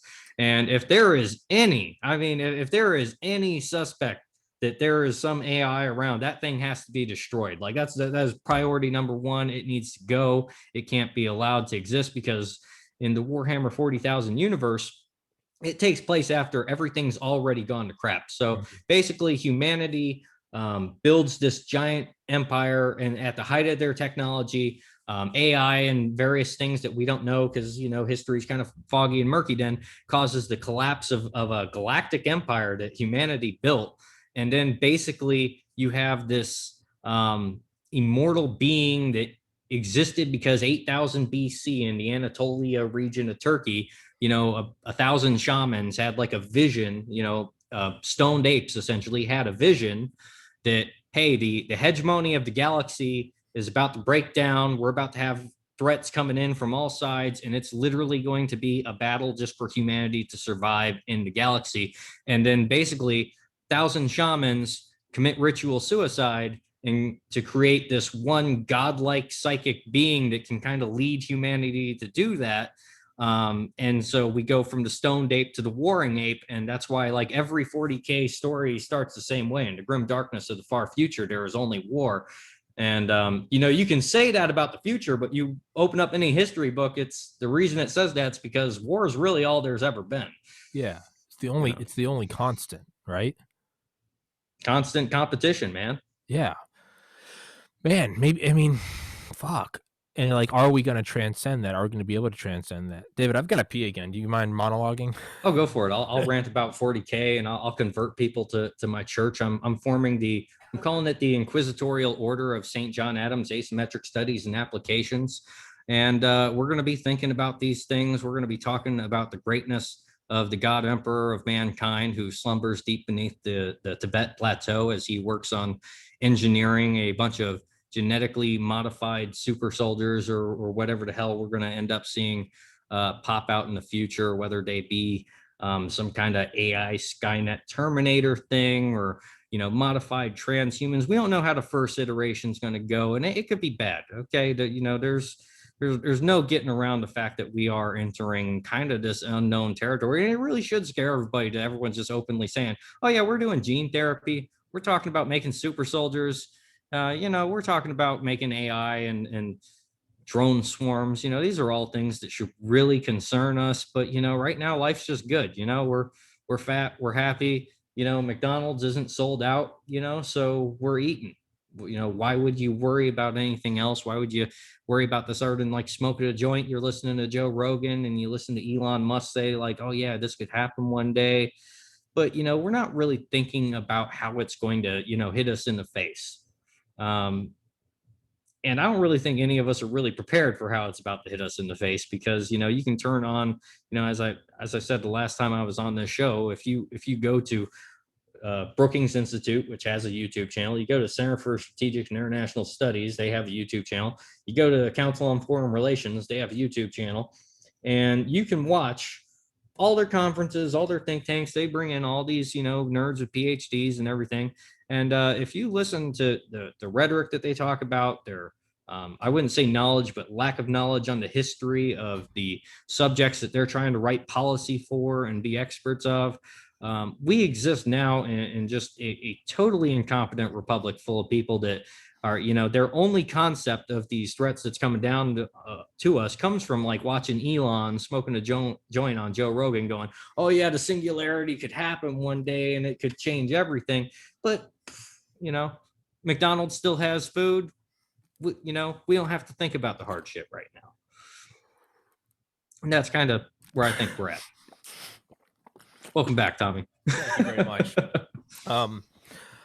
If I do say so myself, that's a fantastic hoodie I'm wearing, Tommy. Thank you, Tommy. Where can I find one? You can find it on my merch store. Thank you very much. But you ordered the gaudy one, which I'm excited to see you get. And I might be showing my cousins this, so we got to keep that on the gaudy. And that's classified right now. That's classified the special access program, sir. I'm going to have to ask you to give me a full lineage of your family tree, and are you loyal to America and TPC? That's the end goal, is TPC becoming a nation. Right. That would be great. And for the record, just to plug one time, because I got to do it. Definitely get the merch. Look at the hoodies. I can't tell you about the merchandise that I'm considering because I'm planning to use it to surprise and shock the hell out of somebody that just would not expect to see me. Yeah, I'm shock and awe by other means. But check out the merch. Check out the hoodies. It's cool stuff. Thank you very much. It's you can't ask the weight of your cousin's cauldrons. Right. You have to come in. You have to come in with surprise. They can't know that the weapon is coming because they can't prepare for it. I did make a badass one. It's another design I made 2 years ago, and I was trying to design it as a snowboard for when I was in graphic design school. I wanted to make a 2001: A Space Odyssey snowboard. And it starts at the bottom, and it's got this like chimp, and it's like screaming, and it's just this like, it's the perfect image of just like primitive rage. And then in the background, I have DNA molecules, and up and then on the sides are cave paintings, like actual cave paintings that like I downloaded high res images from like these caves in France, and then I converted them to like vectors, and they're lining up the sides. So it's these actual old cave paintings, and then I did them in a chronological order. So as you get higher up, they get to more and more recent, and then written in between just like this one. So this one is like Vitruvian Man, right? And it's just kind of like monkeys in a barrel type shit, and there's DNA strands, and then it's written in the Atlantis alphabet from Disney. I wrote the no mind, no body, no life, no death. It's some ancient mantra. I did kind of the same thing with the 2001: A Space Odyssey, but I wrote in cuneiform, which is obviously the earliest written language. But I can't for the life of me remember what Praise be to Thoth, man. Yeah, Or Thoth. I forget how it's pronounced, but well, I don't remember what I wrote, but I remember it was something psychedelic. But it's this thing, and so it's this chimp screaming with DNA molecules and cave paintings getting more and more modern, and then there's something written in cuneiform, and then the whole thing slowly starts to kind of like fade, and then it comes up and it's the moon, and then the other side of the moon it's like stars, and that gets darker, and then it's just HAL 9000 at the top. And it's this thing. I can't let you do that. Yeah, dude, it's like a 12,000 by like 36,000 pixel image. It's the actual. What is the file size? The actual file. So when it was totally like when I made, because that was one that I made parts of it on my iPad, but that was the first one that I ever had to truly make on a laptop because it just couldn't handle it. The total file, it was something like, I want to say like 70 or 80 gigs. Holy. You could zoom in, dude. You could zoom in down to each cave painting, and it was like high. I mean, you could zoom all the way in, and it would be enough to be a good high res. You're like going Alan Watts, the theory of everything, designing it these was esoteric. It was, dude. But that's the thing is, and well, that's why I like these is because just to plug my own merch. When I originally designed a lot of these, I designed them 8192 by 8192. I mean, these are super high res images, and it's not just like a bullshit kind of scaled up thing, like a picture of an apple. Like, how much detail are you really going to see? Like an 8K image of an apple is, I mean, it's neat, but I mean, what are you really trying to capture there? I made these because I used to make images like 1000 by 1000 pixels, and I'd make them super intricate. But then I thought, like, what if I made an 8K thing and you could just keep zooming in, and it's all manufactured. It's so you can go in and just find all these little tiny things. But I mean, like, point is yeah, I like to make this super intricate shit, but this 2001: A Space Odyssey one, I kept trying to like upload it onto a sweatshirt, and like the website would crash. So I finally had to like compress it, unfortunately, down to like 500 megabytes instead of 80 gigabytes. But even that was like the biggest file I had. But the point is I made that one, and that one is going to be dope as fuck. I uploaded it. But yeah, shamelessly plugging my own merch. It's all original art.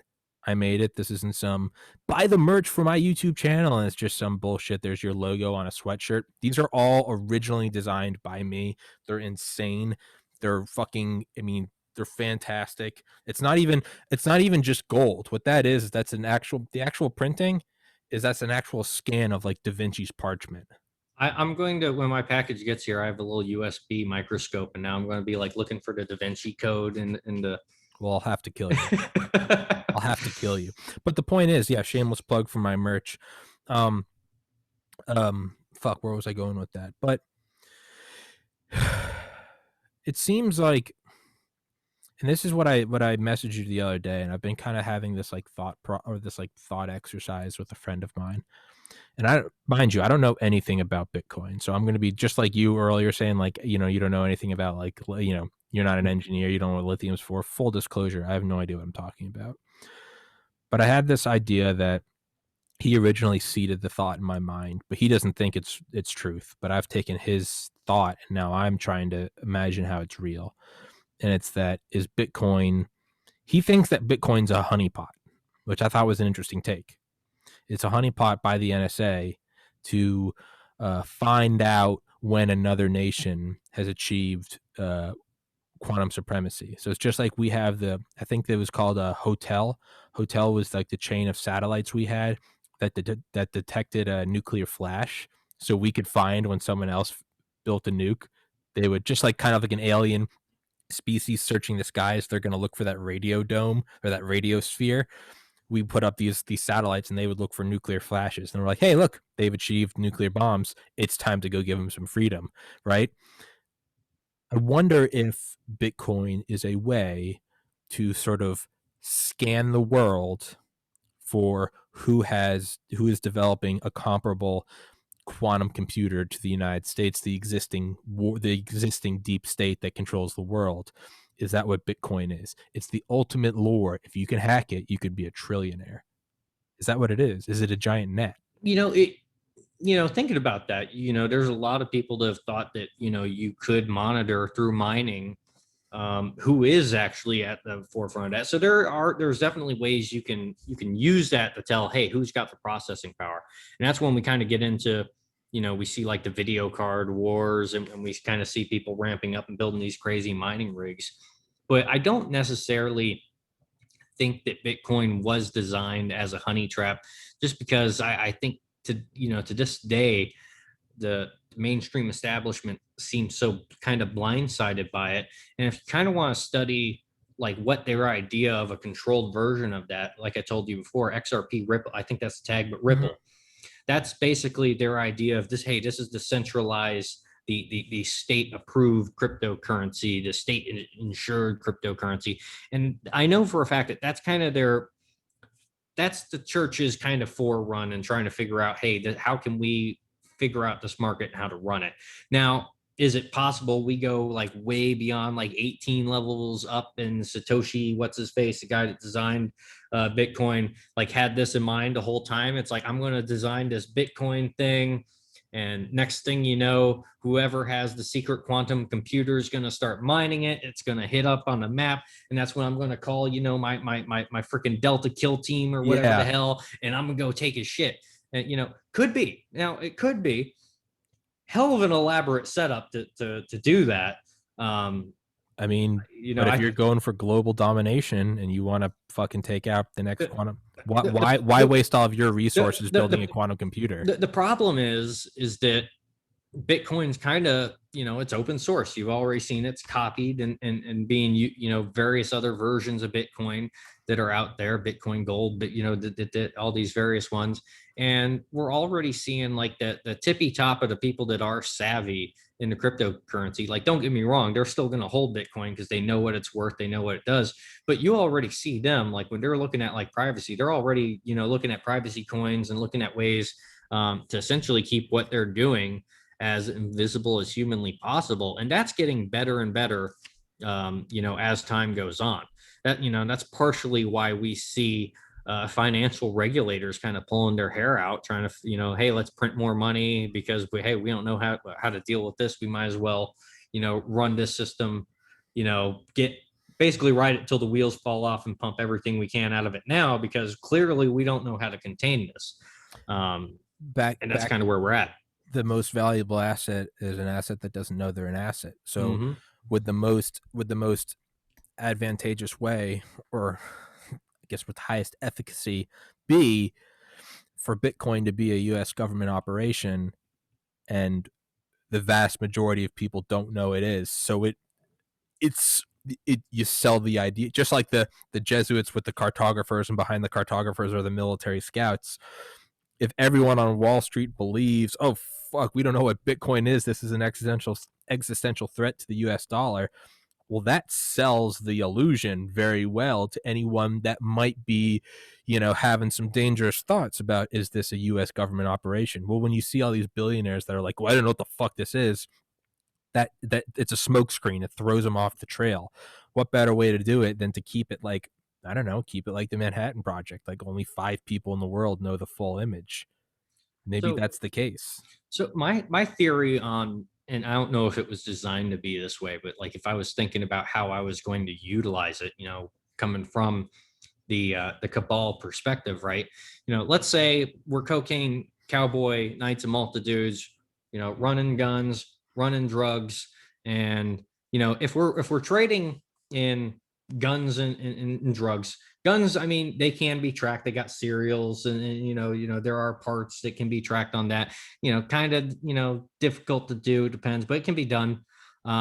Drugs sort of be tracked. There's no serial number though on a kilo. Though most usually you'll be able to figure out where it's coming from, even if you don't know the networks that are moving it. But it's the cash. And like you had the IRS guy on, Beast, on talking about how easy it is to track cash. Well, if you're running some kind of black operation that depends on like a drug budget, and you're having to transact in cash, that's a liability that could lead back on the government. And yeah, you're probably going to have the leverage and the ability to shut that down if it comes back on you. But why even risk that if you can get drug dealers and you can get all kinds of illicit people that you want to track and either bring under you in the cabal or the cartel, or just take them out. If I go in and I whack a drug dealer and all of his shit is on a fucking crypto wallet, and we get that crypto wallet, guess what? We have all this cryptocurrency. There's no way to track that as a US dollar thing. You could have that on like a thumb drive, a hard drive, whatever, and you could be essentially using that to fund anything else. This is why I was saying, like, if you wanted to get real freaking smart, you'd find out how to get, hit drug dealers that are using crypto, because guess what? You're never going to be able to trace the money that you get if you want to go treasure hunting that way.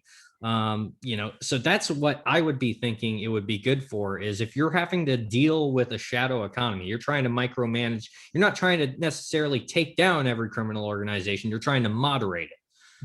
Which is, essentially, our policy with the cartels. We know we can't abolish the cartels, but we can moderate them a little bit. And if you can get those guys into something that only you can trace, only your nerds, you already have the surveillance capability, the network analysis to know who's going to be moving the drugs, the arms, and who's likely going to be holding the accounts. Well, if you kind of already have an idea who those players are, and you don't need the ability to track the currency anymore, well, you just put them off into something else, and next thing you know, you have essentially you have forced the people that you want to control to get into a system that can't be registered, and then you can rob them, you can do whatever you want in that shadow economy game, and then you get that budget, boom, that's right into your own black budget funding the next op, and there's no there's no trackable bills there. Born black, essentially. You can basically make your own born black programs right there, just because you captured some assets from some guys that had untrackable assets. So that being said, is that what Bitcoin is, right? Because if you really want, you're right, there's the black budget, sure, but it's not truly black, because it's still like the fact that you and I know about it shows that it's not truly a black budget. A true black budget is the CIA running cocaine to inner cities. Truly, it's not that it came through Congress and they said, all right, this is the black budget, you guys do what you need to do with it. No, you got to source it yourself. The true black budget is it's the money the IRS doesn't know about. It's the payment you get, from your friend, right? It's the true. It goes Operation Gladio, the Unholy Alliance, going into Italy and saying, hey, SS has this giant morphine supply. We can link up with the mob. We can get Lucky Luciano. We can get the Sicilian Mafia, and we can organize them into 5 families to keep the cartel in line. And we're all going to get rich peddling drugs. And we get this, hey, we're sticking it to the commies. Is the cover for it. Right. So So the point is, so that's what I'm getting to. Is that what Bitcoin is? What better way to, right? It's kind of like, how do I word this? It's it's kind of like what Alex Jones said about, he's like the first like hyper AI. He's like, it's already built. And the thing is it's running off like Google, it's running off Facebook, it's running off humans, real-time interactions. It's a double placebo, because we don't know we're even, it's kind of like a Amazon Turk, TURK. You can go in and you can like do captchas like all day, every day. You can earn like $10 an hour. I tried doing it for a little bit in like 2015. I went insane. But you can basically go in and do captchas, and they use that as raw fodder to fund AI training so they can get the AI smarter and smarter. So what they're doing is they're taking real-time data from your organic processor, millions of people doing Amazon Turk. I think most people that do it are like in India because $10 an hour is a fortune. But they do that and they get these trillions of CAPTCHAs solved, and they use that to kind of build their AI. So what would be an even better example is because with that, you're solving a CAPTCHA. You know that you're trying to solve some, it's like whenever it says select the squares that have like a stoplight in it. If I just said, hey, David, can you show me where the stoplights are in a picture? You'd point them out. But the second there's a grid and it's like select it, it's like the meme where it's like the sweating, like fuck is part of the stoplight in that square. Like, God damn it. I just want to be able. It affects how you go about it. So a true placebo effect or a true accurate, I guess, data wouldn't be Amazon Turk. It would be me uploading to YouTube and adding a search engine optimization tags and thumbnails, and you contributing to my podcast and sending the links to your friends. We don't know we're contributing. So you're going to get the most raw, uncut, candid material for AI. So what Alex Jones said when he was on Rogan for episode 911 was that we are all building this AI, and it's being built in real time with billions of human nodes. So it already has the intelligence of billions of human beings. So if this whole thing's being built, right, and it's absorbing information from all of us, you're outsourcing it to the whole world. So with Bitcoin, is the purpose of Bitcoin is Satoshi, is Satoshi an NSA agent, right? Or is that just a code? Is Satoshi, is that a project, right? Is that Operation Manhattan? Was this Operation Satoshi? They build this thing. What better black budget than to float this Bitcoin thing and pump the price from $100th of a dollar to $60,000? And if they hold a million Bitcoin, a million of the 18 million Bitcoin, I mean, Jesus Christ, and a million times 60,000, that's what, 60 billion, 60, whatever the fuck that is. So let's say I have more than that. Let's say they have 10 million. Let's say they have $1 trillion in Bitcoin. You have now floated this whole thing over the whole world of everyone pumping money into it, thinking it's the next gold rush. It's the darkest money built into the very fabric of it. There's no flight paths. There's no itineraries. There's no, well, we flew a Learjet into Dallas and that had a ton of cocaine on it. It's the darkest money you could ever do. I think Bitcoin is absolutely a black budget operation. They just funded dark operations for the next 5 decades. I don't think that it is. I will fight you. There are definitely people that are going to utilize it that way. And as I just laid out, that's how I would war game it out and utilize it. I don't think that Bitcoin was designed from the ground up to be that way. And the reason that I would say that is going back to like what you're saying about LifeLog and Facebook. I think if it was designed to be that way from the ground up, it would have had a lot more institutional support ready to come out and back it. It would have had a lot more, rather than like a bunch of like libertarian nerds screaming from the rooftops going, hey, look at this thing that we're all talking about. And for years, people were calling it crazy. I think there would have been institutional support, but nowadays we are seeing them try to create the perfect one. And Bitcoin wouldn't be perfect for just that. Bitcoin can be tracked in certain ways. It's not the perfect black budget coin. There are privacy coins and there are things coming out that are much better suited for that purpose. But I think that once people understood what Bitcoin was capable of, anyone who is, we saw the Silk Road blow up, we saw anyone who's in the shadow economy realize what it was. And I think that's when the game changed. And that's why we see this explosion of privacy, coins and whatnot. But I don't think it was necessarily that Bitcoin was built from the beginning to be that. That's just if, you're someone that's running an incredibly shady outfit, and now this is in your, thrown into the field and you got to figure out what to do with it. Well, that's what you're going to do with it now. But I don't think it was intended to be that way. But what better devil's advocate? What better way than what you said? The best asset. They don't know they're an asset. Yeah, we recruited the libertarians, and they don't know it. Exactly. That's what. But let's take that idea and run with it. Is what better way to do it? If it came out with a bunch of again, I don't think you and I are the smartest people in the world. So if we can think of this, right? If it was a government op, it would have more institutional support. That means other people can think of that. What better way to do it than to make it look like some counterculture shit? Don't have institutional support. Have Goldman Sachs, have Bezos going, oh, harumph, harumph, harumph. What is this? Mm-hmm. What better way than true deniability, right? What better way to perform, let's say 9/11, than to do it and have 99% of the government not know it. So when you question these other people, they actually believe it was a foreign attack. Or let's use that as an example. Maybe it truly was 19 terrorists funded by the Saudis. And what's Occam's razor is that we detected it and we said, hey, if we let this go through, we can go invade Iraq.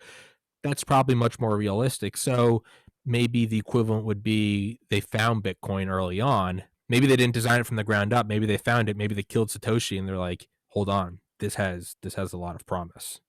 And I think if to entertain the idea that, let's say that there was a core group of people that intended this all along, I would say it's much more of a splinter than, say, the cabal's plan. And I'd say it kind of goes back to, don't ask the way to the cauldron. I would say that if you're going to have that situation, you might have a small group of insiders that understand that they're about to, they're the up and coming rising stars. They're going to have to challenge this establishment elite somehow, and you need a war chest to do it. And so possibly you have a splinter group that made Bitcoin or tried to pump it up because they realized if it blew up that they would already be on the ground floor. And then guess what? When the US dollar collapses and suddenly every state soldier has to become a mercenary or learn to get another job, guess who's got the biggest military in town? It's the young bucks that created that little splinter group. The Bitcoin warlords. So and yeah, it's going to be the Bitcoin warlords, and that's why it's like that's the name of the episode. Yeah, Bitcoin warlords and Bolivia or something like that. But Bitcoin warlords in Bolivia. It kind of comes down to something like that. Sorry, that sounds like a Vice documentary. We are the new Vice. What should it be? The Bitcoin warlords of Bolivia. Well, technically, it's not of Bolivia. Yeah, you're right. But I mean, I'm sure they're there. We're seeing, drug dealers and these shadow economies. I don't want to do clickbait. So we can't do that. It'll just be the Bitcoin warlords. Bitcoin warlords in Bolivia. Whatever. Yeah. But yeah, you're right. It will be. Well, that's the other idea, and I think I showed you that screenshot message was. As the world slowly learns, and again, as a biology major, not an economics fucking major, as the world slowly learns that we're not paying back the debt, that the gold reserve, you're not getting it back, and well, we want our money. Yeah, okay, well, we've spent all of your money building tanks and satellites and shit. The next thing they'll have to do is they're going to have to find this new, we can't come out with US dollar 2.0 because they're all going to be like, it's going back to the same girl that cheated on you. They're all going to be like, China's going to be like, I'm not lending them $2 trillion. They defaulted on their last thing. Not only that, when I came knocking, I was looking down the barrel of an M1 Abrams, like they're not going to pay it back. So what better way to do it than maybe like Blackwater? Oh, that's not the United States. That's Blackwater. Mm-hmm. What better way than to create Bitcoin? And be like, oh, that's not us. And right, the best assets are the ones that don't know their assets. Mm-hmm. Everyone in the United States, all the the institutional leader going, what the fuck is Bitcoin? That sells the scam that much better to where China's going, oh, even the elite on Wall Street are freaking out. So this is the new reserve currency. In reality, behind it all, as always, is Uncle Sam just pulling the strings. Is that what it is? You float this thing, and even Uncle Sam's going, I don't know what that is. What could that possibly? It's like who smelt it, dealt it, right? It's who farted, right? That's what Bitcoin is. It's who farted. Yeah, I just don't think it can be attributed to the whole empire, going back to the black box, the same way China's not a unified black box, our government isn't. And so that's why it's like, I'm much more comfortable saying like, let's say it is built up from the ground up to be that way. How do we build a war chest? It's going to be for a smaller splinter group of people that realize that they're going to be challenging the dominant power. And they need a way to say to the war fighters, hey, those guys aren't going to be able to butter your bread anymore. And they already sold you out. They cheated you. They fucked you. You can kill me and you rob me, but then you're going to have to deal with someone much less reasonable and much less educated than me. Or we can all do business and we can keep this empire rolling for another 300 years, And it's a reset. They hit reset on the N64. So it's what you said in the first episode we did, you take over China to retake the West because they realized the West turned into a forest fire that they couldn't handle. So you take over China to retake the West, right? You you leave your house and join the group of burglars so that you can break into your house. Is that what Bitcoin is? And I think you're right. I don't think it was built from the ground up. I'm sure that they discovered it and were like, hey, this is we can use this. Is that what it is? Is they're getting in Well, there and they're going, hey, the government can't pay you anymore, but the reality is it's the same people behind that. Well, to what you just said, one of the major benefits of utilizing Bitcoin and specifically the Chinese market is when we're studying China and we're seeing the elites of China, they are always trying to figure out how do we get our money out of China? How do we have our escape route to get out? Because like I said, You can't take it out. China's not a black box. They're just afraid of their system collapsing as our people in DC are of theirs. So at the end of the day, if there's one like golden egg, beautiful thing about it is instead of elites having to go necessarily to Macau to do the whole thing where they basically, play baccarat and accept whatever they lose as the price of doing business and then they cash out that way. Now all of a sudden you can go and we can be using crypto as a way to essentially be telling, elites of China that say, hey, we want to recruit or we want to debrief. Here are these ways that we can keep your wealth protected. Here are ways that we can, so there are a lot of valuable assets. And when you look at what China did early on in the crypto space, it was kind of perfect for that because they allowed so many people to set up kind of cryptocurrency like businesses that, God knows how much information we were able to get just from doing those kinds of transactions in those businesses and figuring out, hey, who's on top of this and paying attention to these kind of things. And so that does give you kind of additional avenues to work with, the Chinese, but also, we're still talking about corruption. So just because, we're helping some Chinese elite smuggle his money out of the country doesn't necessarily mean that he's loyal to us or playing for the good guys. But honestly, at the end of the day, if we're able to, if our decentralized system, and I know they're trying to make our system more and more centralized, more and more like China, but if our free market can withstand a decentralized cryptocurrency type economy, China can't. China is a very centralized economy. Like if we can make that kind of a standard, we're going to break their system because they're going to start getting everything they can out of that system.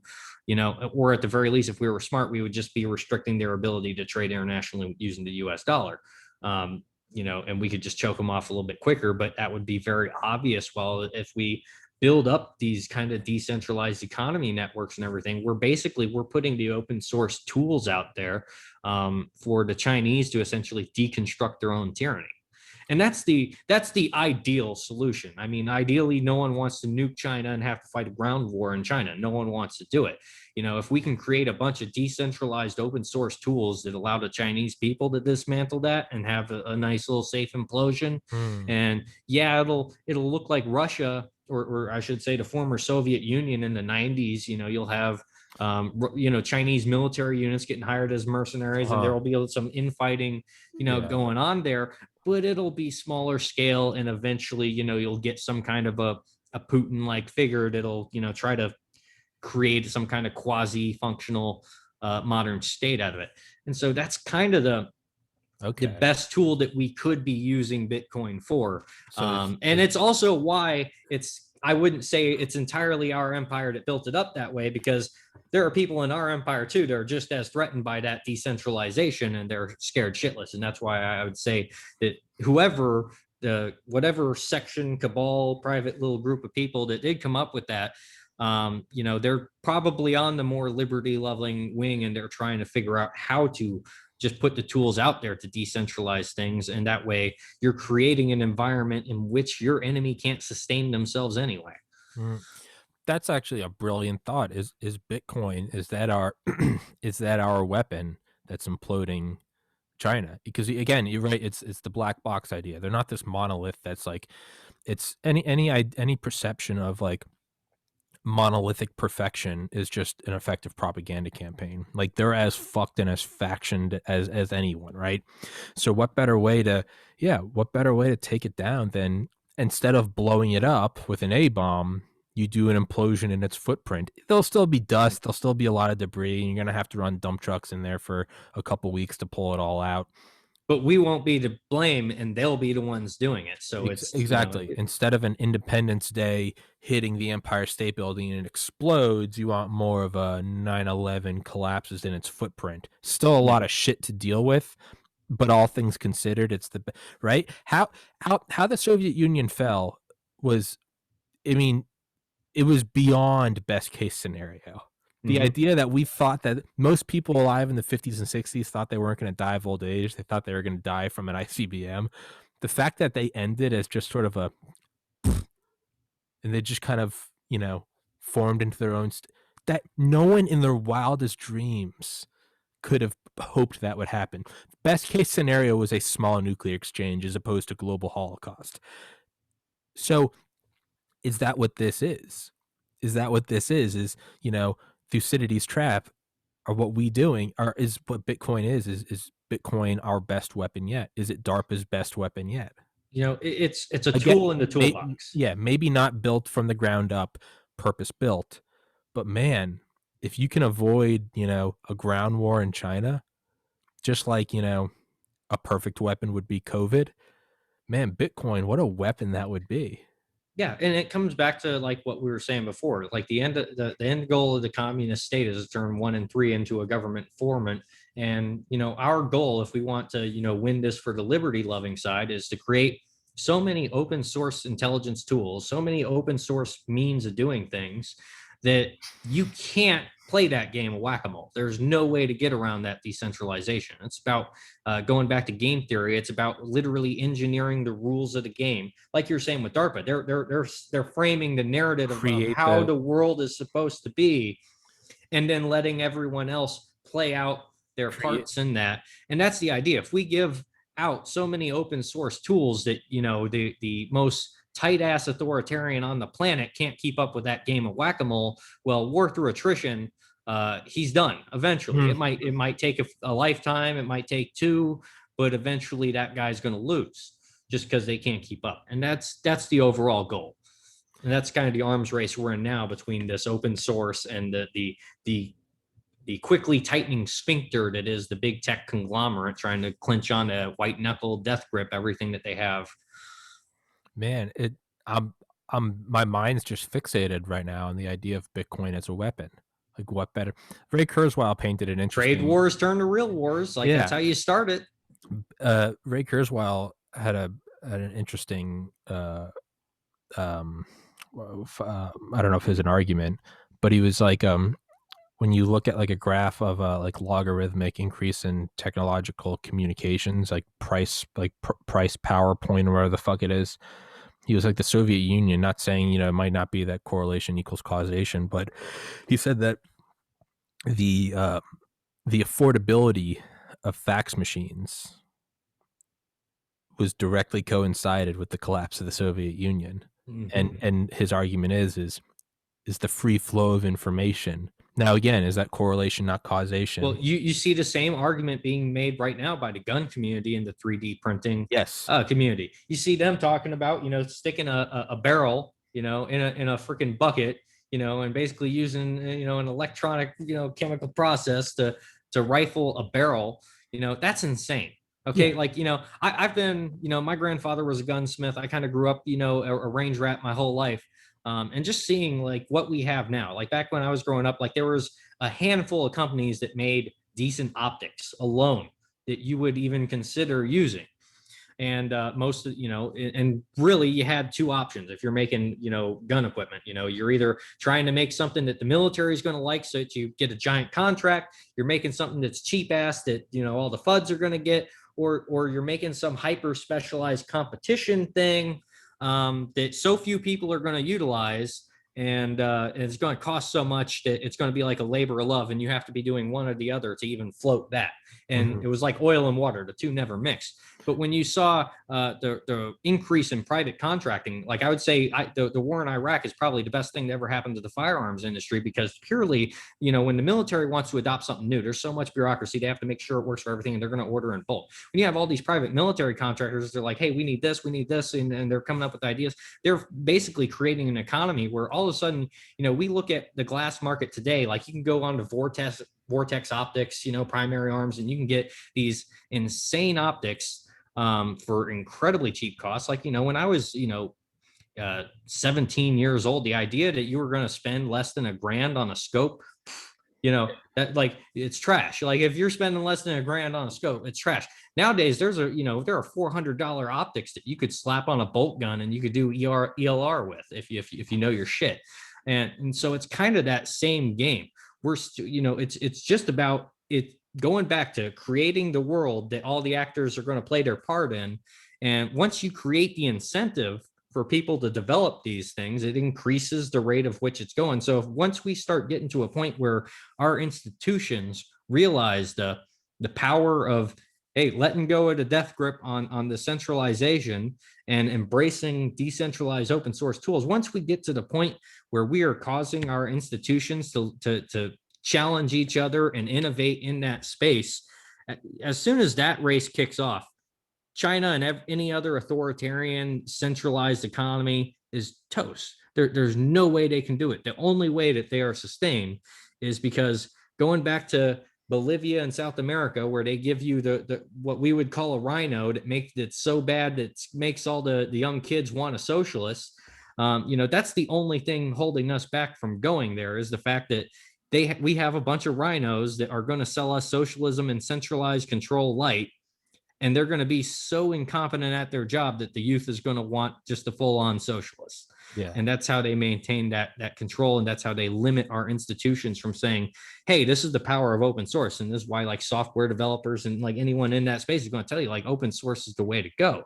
There's no other way to get around it. Now, you can say, obviously, well, we're talking national security, so there's always got to be operational security for ongoing operations, sources and method, and protecting that. And that's true. That's never going away. No one's saying that, we have to telegraph everything we do and wear, little yellow stars that say who we are, what our history is, on our shit. But the point being is that we could very easily just take this whole system down by reorienting our institutions to think from the policy that, hey, open source and decentralized assets are the way to go. And that's really all it takes at this point to take down the energy hegemony, to take down China. And it's really just, and going back to your argument, let's hope that the up and coming, Bitcoin warlords have saw this coming. And when the US dollar collapses, they're about to go over to the war fighting community. It's like, do you really want to be with those faggots over there that sold you out? Or do you want to be on this team over here? And the question comes down to, is when it's kind of like what Frank Zappa said, like, freedom, we only have freedom because it's like beneficial.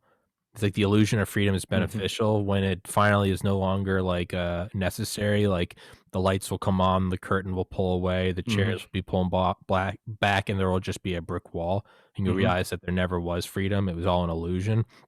It's the same thing, right?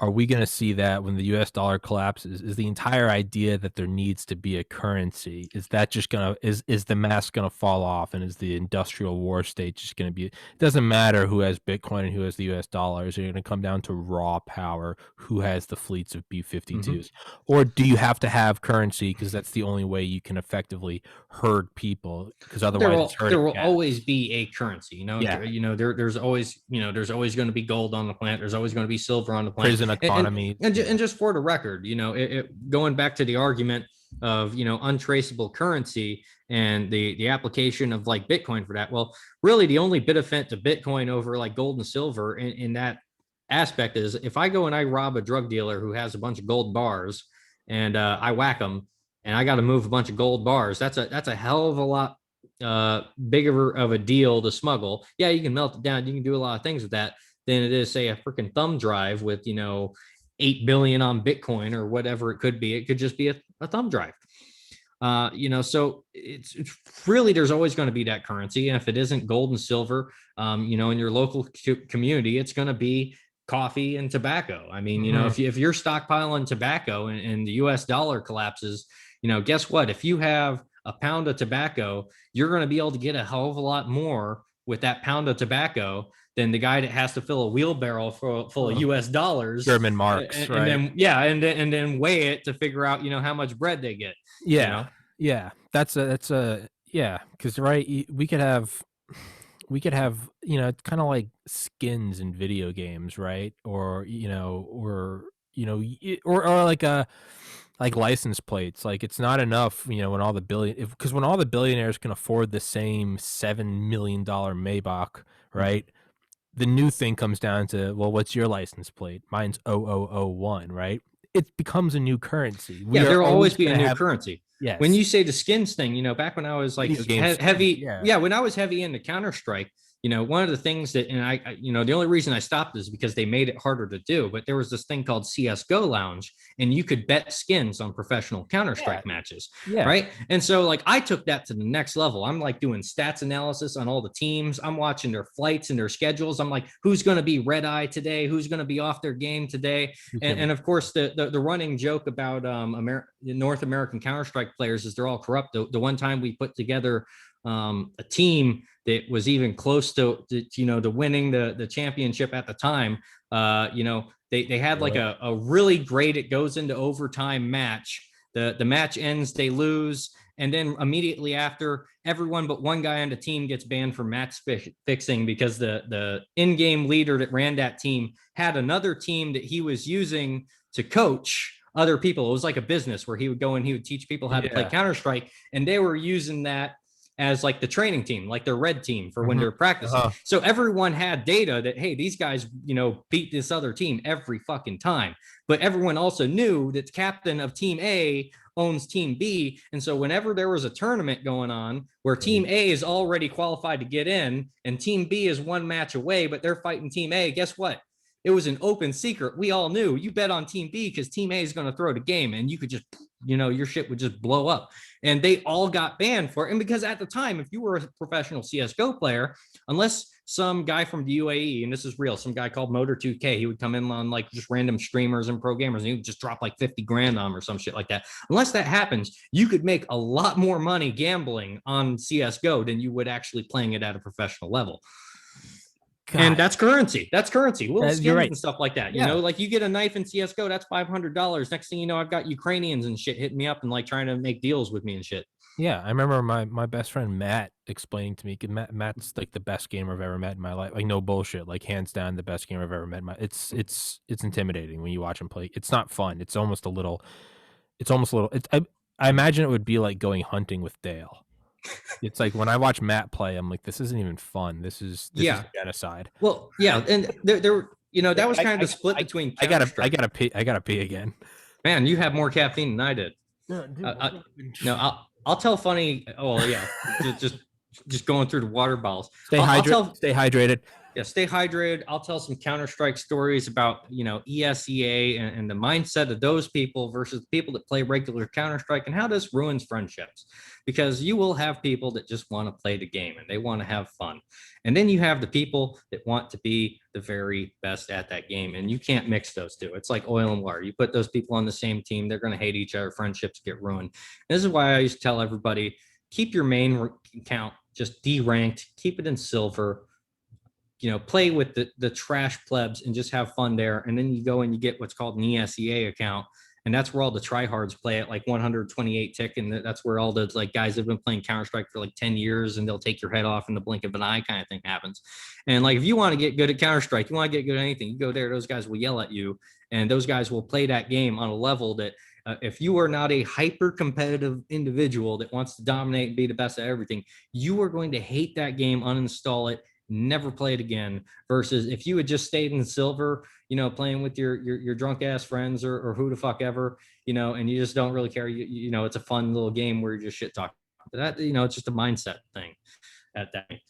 But going back to, what we were talking about, currency and everything, if it's not crypto, if they ban crypto, it'll be skins and some, CSGO is old now. I don't really play a lot of games anymore, but it'll be something else. It'll be some hero in a MOBA. Our generation doesn't give a fuck about gold and silver. There'll be Gen Z probably won't even give a fuck. They'll care more about skins than gold. So it's bound to happen. There's no way to get around centralizing a currency because at the end of the day, currency is whatever is valuable. There's sorry, if the US dollar collapses, tobacco and coffee is going to be more valuable than your wheelbarrow of dollars. And that's just the way it's going to be. And that's why it's like I say, at the end of the day, decentralize everything and, diversify your assets. You should have a little bit of everything. If anyone is all in on crypto, well, EMP goes off. Yeah, you might be able to recover that one day and use it. The grid comes back online. But at the end of the day, you could be a Bitcoin warlord, but the grid goes down, and at the end of the day, if you're not stockpiling tobacco and coffee and ammo, that's worthless. Oh, Welcome back. I just pissed for like a minute. So for currency though, I was thinking, is changing Bitcoin, is this just like a total coup? Is it maybe not the existing power structure? Is it a total coup? Just in the, it's kind of like Joker in the Dark Knight. He starts burning all the money and he's like, your men work for me now. It's like a coup, right? It's a takeover of power, and we're in charge now. Well, it will be when the dollar collapses. At that point, that's what I mean. Is this? Let's be optimistic. Is this maybe not the deep state? Is this new reign of these Elon Musks, these Satoshis, these call them the McAfee warlords at this point? That's what I mean. Is there this new power structure that's coming in, and they know that the root of all of it is money, and they're not using bombs. They're maybe they're doing a direct opposite of what I argue, that money doesn't matter. It's only physical force. Maybe they're coming in. They're doing Bitcoin. It's a total coup. It's the Navy SEALs shooting all 10 of your guards at the same time. Boom, they just drop. You're like, oh fuck, right? It can 100% be that. Going back to what I was saying earlier. If you're, I call myself a libertarian because that's my sympathies. But I'm a structural realist at heart. Power is the ultimate authority. I would just prefer to live in a libertarian, sympathetic country. That being said, if I've got to be Joseph Stalin, I'm going to be Joseph Stalin. I'm going to be in whatever position. Like you want to create a system where tyrants can rise. I'm going to be 20 times worse than Hillary, Stalin, Hitler, Mao, just to prove a point. Jesus. But just to prove a point, I'm going to make the other guy wish they were a libertarian. I'm not the non-aggression principle libertarian. Yeah. You're taking the Gatling gun approach, right? Create a gun so, right? Because wasn't that his the guy that created it? Wasn't that his mindset? Was create a gun that can kill so many people that you'd scare people from ever wanting to go to war again? But it didn't really work. Well, to quote Eric Prince when he was talking about the George, at an event in Georgia or whatever. I think it was like across from the Ranger School. I forget the name of the actual school it was at. It was actual university. It was near there, but it's some university, like a military university. But they were talking about all kinds of private security company regulations and stuff like that. And I'll never forget this because normally you see him kind of reserved, but it was kind of funny because right before Eric Prince was supposed to talk, there was this female lawyer that just kind of got up there and like spouted a bunch of nomenclature about like regulating PMCs. And she, it's pretty clear that she had no idea how anything actually works. And like you could tell that Eric was like kind of like just wanted to stick it to her afterwards because he just kind of comes in hot and he like lays down this history lesson.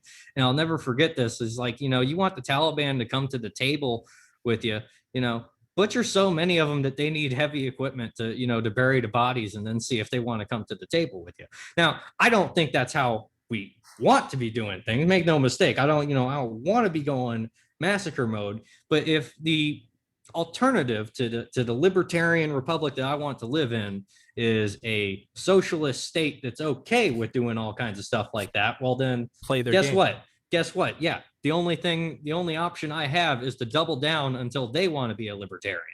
I'm going to pull up a Curtis LeMay quote, but there's another quote from Jim Mattis, and he's saying, it's from a couple of years ago, and he's like, the Russians need to understand that, he said nuclear weapons are nuclear weapons. There's no such thing as tactical or strategic nuclear weapons, whether it's 5 kilotons or 30 megatons. Nuclear weapons are nuclear weapons. And if you use them against the United States, we're going to respond, and we're not going to worry about a proportional response. A nuclear weapon is a nuclear weapon. You drop 5 kilotons, we're going to drop a Tsar Bomba on you. You play them at their own game. But there's a great Curtis LeMay quote that I've butchered 1,000 times on this podcast. So I'm just going to pull it up right now. Quote: It's about war. Not the war criminal one. It's about using overwhelming force. Oh, here we are. First one. If you're going to use military force, then you ought to use overwhelming military force. Use too much force and deliberately use too much force. You'll save lives, not only your own, but the enemy's too.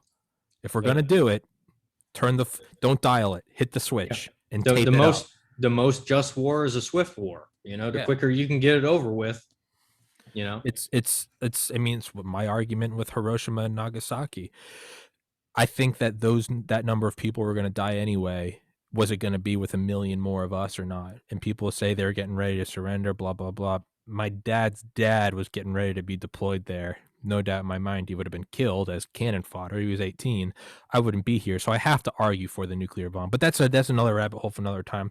Point is yeah, you want to make them. It's like one of the operators I've had on this podcast told me.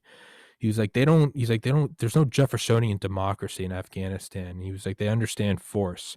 He's like, so when we zip tie them, if they speak back to you, they have a 2-scale thing.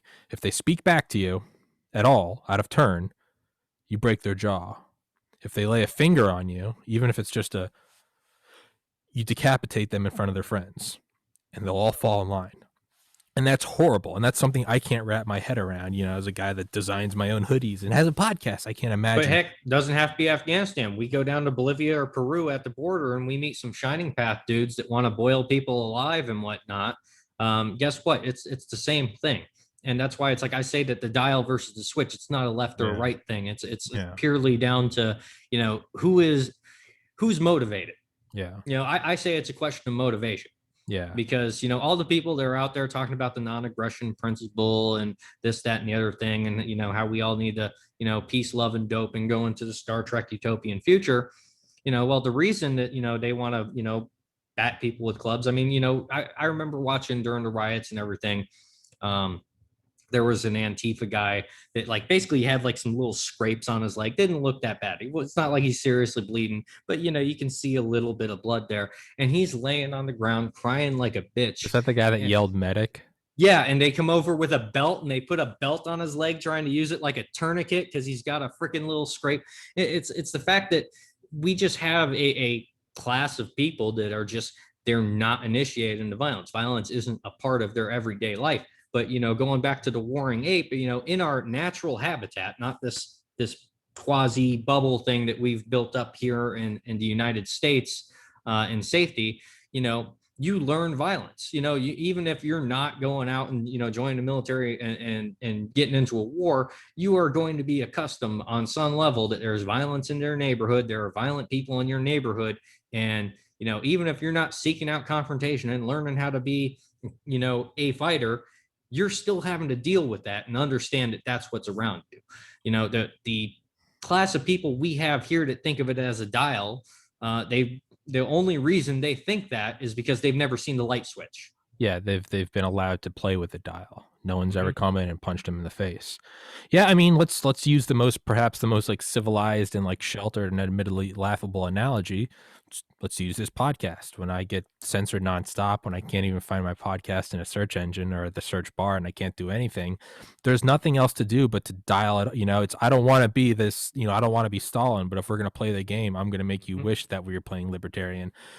When I can't just get when my subscriber count stays static for months and I can't get anything, well then, yeah, that's why I end up putting out 2 episodes a day. That's why, Tom, you should slow down. Other podcasts do 1 a week. Fuck you. I'm going to do 12.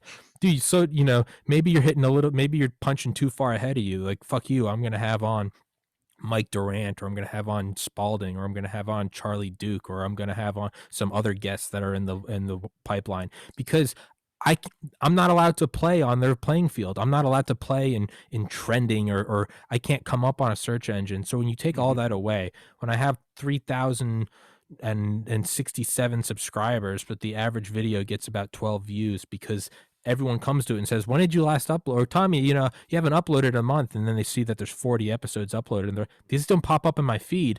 When they fucking put their thumb on the scale of everything I do, I have to dial it up to 12. Yeah. And again, it's a laughable analogy. It's, but it's a genius play, because what you're doing is you're saying, fuck the platform. I'm building a library.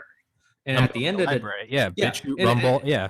yeah, and at the end of the day, no matter what, YouTube and all that other stuff collapses. If we one day go back into a free information age, you still have this massive freaking library that you could just dump onto whatever dominant platform emerges. Yes. So, like your strategy is saying, "Fuck it, I don't care what they're trying to do to suppress me. I'm just going to build the fucking library is the way to go." Because at the end of the day, when you look at war of attrition, and the fact that you're targeting quality, you're getting a lot of quality people, and you're building this this search log where it's like I go through and I'm just seeing like tons of people. It's like I need to make time to watch this. I need to make time to watch that. Like, at the end of the day, once we break out of the finger on the scale narrative, your library is worth more than their platform ever fucking is. Fuck yeah. But that's the way to go. My analogy is that the platform is like a forest. There's a bunch of like brush on the ground. It's like a dry forest, right? And really, if you can create good content is a flame, right? And the flame will naturally take off. It's a funny video, it gets recommended. What's really upsetting is when someone goes, "I don't like your flame," and they dump water around your flame so it can only burn so much. And what the fuck? Let me access. And then you have all these like Jimmy Kimmel like trending, and it's just like this brain dead where he's like, "Now what did you get with your new Ferrari? Did you really get leather on the seats?" And it's like, it makes you want to suck a shotgun. My analogy is every podcast I do is a gallon of gasoline that I'm just dumping on the forest floor. And either they can let me ignite it with the first one, or now we're at 389 gallons. Eventually, the spark's going to hit it. And it's in your best interest to let the spark hit it. Every passing day that you don't pay off this debt, it's going to be worse. Yeah. So now there's 389 gallons of jet fuel on the forest floor. And you're the reasonable one because you're the one sitting here. It's like you could be monetizing me. You could be getting rich off of what I'm doing. We could be doing it together. Yeah, exactly. I get you have your political fucking agenda. Who doesn't? I have my own.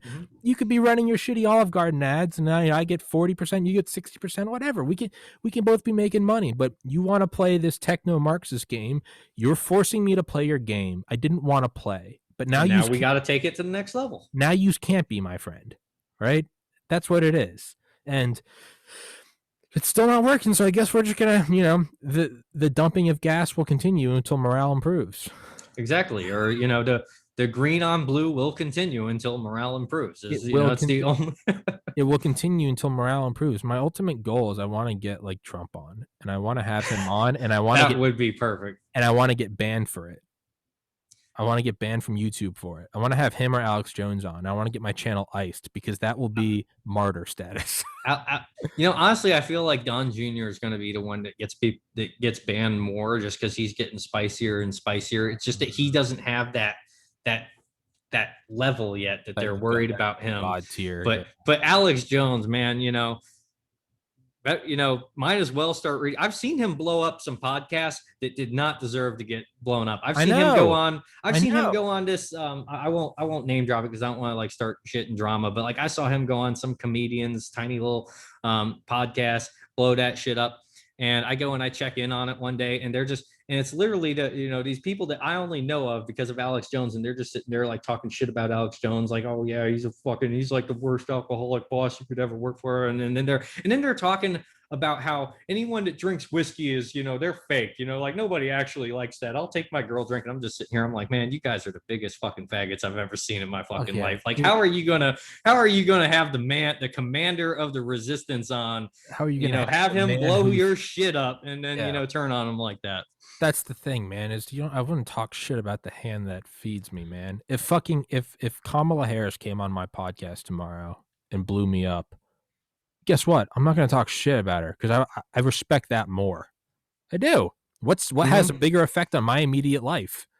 Her coming on my podcast? Sure, I'll shut the fuck up about her. But yeah, that's it's what. And she's going to make her own meme content. She'll own herself. You just have to sit there and I don't give a shit, dude. You come on here. She can come on. Bill Gates can come on here, and guess what? I will not bring up the sweater vest. I'll shut the fuck up because I understand when my bread's buttered. All right, it's but it's another thing Tim Dillon pointed out, and I'm glad he said it because it put it into words, and I had a hard time kind of putting it into words. But he was like, Man, most podcasts just look like an adult treehouse, like an adult tree fort. Like the way they're set up, like the matching leather chairs. They have like their neon signs. There's like a pinball machine. They've got knickknacks and stuff. They've always got these. It's the cave, man. Yeah. But it's so artificial, right? It's like going to a right. It's like going to an actual like hole in the wall bar versus a bar that's trying to look like it. You know, they put all the stuff on the walls, and you're like, but it's mass produced. It's in every city. Versus like the real hole in the wall that's been there since World War II, right? You go in there, none of the doors close properly, the lights flicker, but it's like you can't fake it, you can't contrive it. It's this thing that's been aging. Man, there's so many podcasts that you just look at, and it's like, yeah, matching leather chairs. They normally have like a big table in front of them, and they have like pictures of themselves. They have like color coded lighting. Yeah, Promotion agents. It yeah. turns into promotion agents circle jerking, trying to get their clients on. It's what happened to the TED Talks, for example. Yeah. Like you look at the history of the TED Talks, what were they originally? Hey, we're going to get this really passionate nerd that's got this project he's working on. We're going to put him on stage and we're going to let him tell the world about it, about his project. Well, that blows up. Everyone thinks that that's cool as shit. As soon as that blows up, every like talent booking agent or whatever is like trying to figure out, man, if I can get my client to get a TED Talk, if I can get my client to get a TED Talk. And so now it's no longer about finding the passionate, nerd with the project that you want to get to tell the world about the project. And it's now this gate kept Hollywood access kind of journalism kind of community trying to say, hey, let's get this proud, brave, stunning person to come out here and talk about their diversity and inclusion book, and promote their shit. Let's get this. It's a promotion. It just turns into a promotional thing. Let's get this. Let's get this sex changed, quadriplegic, double-headed Islam, Zoroastrianism, Scientologist convert, which, hey, more power to you. I'm not shitting on any of those. I truly am not. I'm not saying that sarcastically. Hey, I'm sexually attracted to attack helicopters. I've got no problem with anyone that wants to be what they want to be. That's, libertarian at heart. Hey, man, that's, male, female, or UH60. Exactly. You got to know what you want. I know what I want, and I won't be shamed. But, yeah, you're right. But maybe that's just... Yeah, it starts with like TED Talks, right? But it's even... Well, that's a microcosm, but once you see that, it's everywhere else. It's an example. No, it's a perfect example. But right, it's like Apple, think different, versus like, or Google, don't be evil, versus now it's like don't be evil, yeah. Fall in line, or you will be deplatformed and your monetization source will be cut. Like these things, we will dock your social credit score. Exactly. Now, is that just the natural course of like systems, though? Well, to a degree. I mean, no matter what, you're going to have, just as systems develop, they're just going to be able to track things and monitor things. And it's inevitable. Okay. I mean, like from the dawn of time, is that stuff starts small and fun and organic, and then it turns into this corporate whore. Mm-hmm. Oh, that's the way it always goes. That's what I mean. Eventually it gets to a point where, the only people who are having fun playing the game are the psychopath dudes that are just, just taking it to the absolute maximum just for the sake of taking it to the maximum. And then everyone else is kind of stuck there like, whoa, what the fuck are we playing anymore? Yeah. And that's like, when you left last time and I basically told the difference between playing Counter-Strike Silver with your friends who are smoking weed and drinking and having a good time versus signing up for ESEA and, getting your ass kicked and learning from the people that have been playing Counter-Strike competitive for 10 fucking years, and like blink of an eye, boom, your head's gone. Yeah.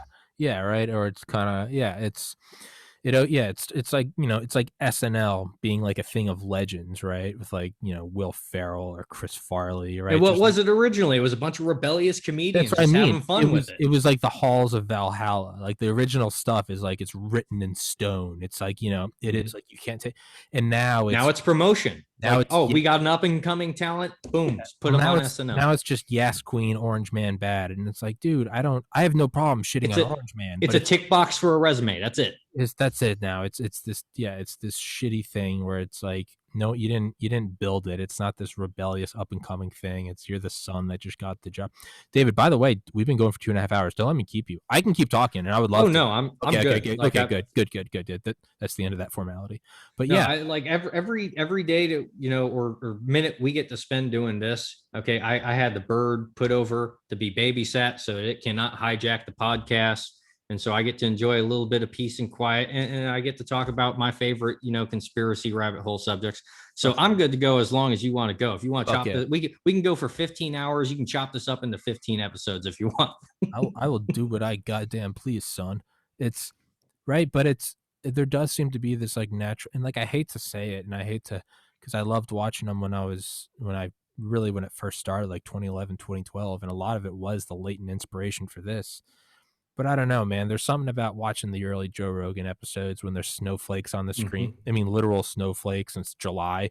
And this podcast, sponsored by the Fleshlight. And in the first 5 minutes, Rogan says retard, faggot, gay, like just all the good words. Like, We used to be able to be comedians. yeah, it's and there's a magic to that. And I mean, I also get where he's coming from, right? He's he's in his 50s, he's got a family, he's looking at it as like he's taking the golden parachute and he's making sure his children will never be in harm's way in their life. And if I was a dad at that age, I'd probably do the same thing and take that 100 million parachute. But man, if there's not something, I don't know, if there's not something a little soulless about watching it, and this like the weird red fleshlight of a studio he has, and it's only on Spotify. The whale stomach, as Alex Jones like to call it. Yeah, and you can't go there. There's no comment section. There's no memes about it. There's only clips, and it seems everything's like in your new book, and it's like my new book, which is available here. It's like this arose as this like awesome rebellious alternative to like the nightly show. It's kind of become like that. It's dressed up as a guy with tattoo sleeves who's Joe. And I love Rogan, man. He has had a tremendous impact on my life, truly. But he feels like he has to be this serious figure now, and he has to be this gatekeeping thing. And I totally get where you're coming from, because like I grew up with stand-up comedy. Like for me, like as young as I can really remember, I was just glued on Comedy Central. I was glued on watching stand-up comedians. If it wasn't for cancel culture and political correctness, I would probably be an alcoholic getting by just by talking shit in bars. Mm-hmm. I could easily have just gone down that road, and I'd be dead a lot sooner, because I'd definitely be drinking my ass off if people were, in that line of work and in that industry. Yeah. But I looked up to these guys as these are the ultimate shit talkers. These are the guys that didn't give two fucks what's going on. I'm gonna say what even if they're wrong. Like, I remember even the guys that I disagreed with that, were like, I respected the fact that they would just say the dumbest shit, no fear. Even if I thought it was stupid, even if I thought this guy was kind of an asshole, like I respected the fact that this guy's going to get up on, grab a microphone on stage and just spout that shit off without like thinking, going, oh, is this guy gonna record it and send it over here? When I grew up, every comedian had a joke or a story where it's after a comedy show and some politically correct woman comes up and says, I don't like that you use the word retard or something like that. And then they just go on this, this funny rant talking about how dumb and how much of a cunt this person was. Yeah. And stuff like that. And like, those were my heroes. So like, and like for me, it's like, I cauterized this wound a long time ago. I don't give a fuck. But for me, like watching those people like sell their souls to become these serious intellectual, midwits, that was painful for me. That was seriously some of the most painful betrayal I've ever seen in my life, second only to the national security state that's supposed to be protecting my constitution doing it. Yeah. And that's what motivates me to be such a pissed off motherfucker today is, I've got so many knives in my back now that, I've got nowhere else to go, but find out who the hell put them there and make sure that they can't do that anymore. Disable their hand. Right. It's like a Lex Friedman, like now let's say Lex gets to like Rogan size. like Lex won't have to change because he's very clean cut. He's very produced. You know, he had Tim Dillon on, and that was hilarious. But Well, he's not pretend. Yeah, he's not going to have to pretend to be anything he he's is not. who He's he just that guy. is, and I enjoy him for what he is. You know, I enjoy a band for this. I don't listen to Enya saying how come she's not more like Rage Against the Machine. When I want to listen to Enya and fall asleep, I listen to Enya. When I want to listen to Rage Against the Machine, I listen to Rage Against the Machine. I don't wish anything to be different than it is, right? So like when I'm really in the last couple of months started watching Lex Friedman, I watch him and I know what I'm watching. And it's intellectual stuff that's far above my head. When I listen to Rogan, I know what I'm listening to. When I listen to Tim Dillon, I know what I'm listening to. Yeah, it is a little, painful to see Rogan kind of become this and who knows, maybe this isn't an act. Maybe he is just, his podcast came out 10.5 years ago. Maybe he's changed as an individual. I don't know. That's possible. It's like, entirely possible. I won't hold it against him. Like I respect, I get why he does what he does. I don't hate him for it, but it would be like if I turned into an American Badass episode and like Dale comes on with the mustache shaved off wearing a pink sweater vest. I'm gonna be like, at a certain point though, it's just like, I remember you used to be a hard ass. I remember you used to have these jokes. That's the only sting for it for me. Yeah, it's like, you exactly that you watched. It's like episode 9/11 and episode 1255 when he had on Alex Jones and Eddie Bravo. Those two episodes are some of my favorite pieces of media ever created, ever. And when he came on for a third time, Alex Jones came on actually with Tim Dillon. That episode was so raped by Rogan. Mm-hmm. Like, we got to fact check. It's like, dude, like I get his important. He's like, we got to make sure we're not spreading misinformation. He should have just had Tim Pool there, to be honest. He should have called up Tim Pool and had Tim Pool in the sit corner on a fence and jerk each other off. Because to say it was raped, it was an understatement. Because like anyone that's followed Alex Jones and Joe Rogan, these guys are old school drinking buddies. Yeah, these guys used to just tear shit about whatever the fuck they wanted, and you could tell that Alex is actually hurt, like on a certain level, that Joe is being this kind of asshole towards him, when he knows exactly how it used to be. And it's like, do I understand why Joe wants to be super cautious and have a fact checker there to tick every box when Alex says something? Yeah. Do I think he should have had someone else maybe, get a second Jamie, bring Tim Pool back in, get someone else to do it? I think he totally should have done that, because the entire engagement between him and Alex just felt adversarial, because Joe's just being overbearing on Alex, and you can just tell Alex is a little bit betrayed. Like, this isn't the Joe Rogan that I used to hang out with. It's like when you're hanging out with you see like your like best friend downtown or something in college, and you're going up to him and you're like saying like your inside jokes and shit, and you realize he's kind of looking at you and he's next to his like coworkers or something. Yeah, but it's like before you realize that, you almost feel betrayed. You're like, dude, why are you, you tell like a fucked up joke and he looks at you and you're like, dude, this is our joke. Don't make me look like the bad. And then you realize he's trying to get laid and you're like, oh, okay, it's forgiven, right? But sometimes there is the friend that kind of like betrays you in like high school in front of the cool kids, and you're like, dude, like, well, I thought we were going to talk about just crazy shit, and it's betrayal. And it's like, man, like, you don't need, that's why I hate this whole like fact checker thing. Like, I'm an adult, dude. When I'm tuning into Alex Jones, I'm not tuning in to hear a State of the Union address. I'm tuning in to hear about the reptilian vampires from Draco that are raping the adrenochrome supplies of our kids. Like, I know what I'm getting into. When I play Grand Theft Auto, I don't need someone going, now this is just a video game. I'm getting on to mow down people on Venice Beach with a chain gun. Like, Chicago would disagree with you. Apparently that's causing the majority of the shootings in Chirac. Have you? By the way, are you familiar with Chirac bingo? If you type in Chirac, there's actually bingo cards. Oh yeah. Because there's a lot of people that listen to the Chicago police scanner at night and they play bingo. That's awesome. It's kind of but again, right? Or it's even like watching Jackass. Like, don't do this. Like, I don't need. Like, I know I'm not gonna go fuck. I'm not Johnny Knoxville. I'm not getting into a ball pit with a midget and an anaconda. Like, it's just like and it does feel. And again, I got to give him the benefit of the doubt. Maybe Rogan has just matured as an adult. Maybe I'll be 50 one day and I'll go, oh, this wasn't an act. He just really was turning into an older, wiser man. Okay, whatever. But yeah, it does feel a little Trojan horse, right? Yeah, it's just there, and he can't help it. Joe's a very smart guy, but it's just you could tell in that engagement he was being overly tactful, cautious. Yeah, and it's just It was was painful. brutal. It was You like know, watching Brutus stab or like Judas go kiss Jesus. It was he like literally should have just had someone else in the corner with like a little box up there, just true, not like even should have outsourced that. just film the episode, upload it, and then upload it again, a second version, and you can pause it every 3 minutes and have a fact checker. Make it 5 hour.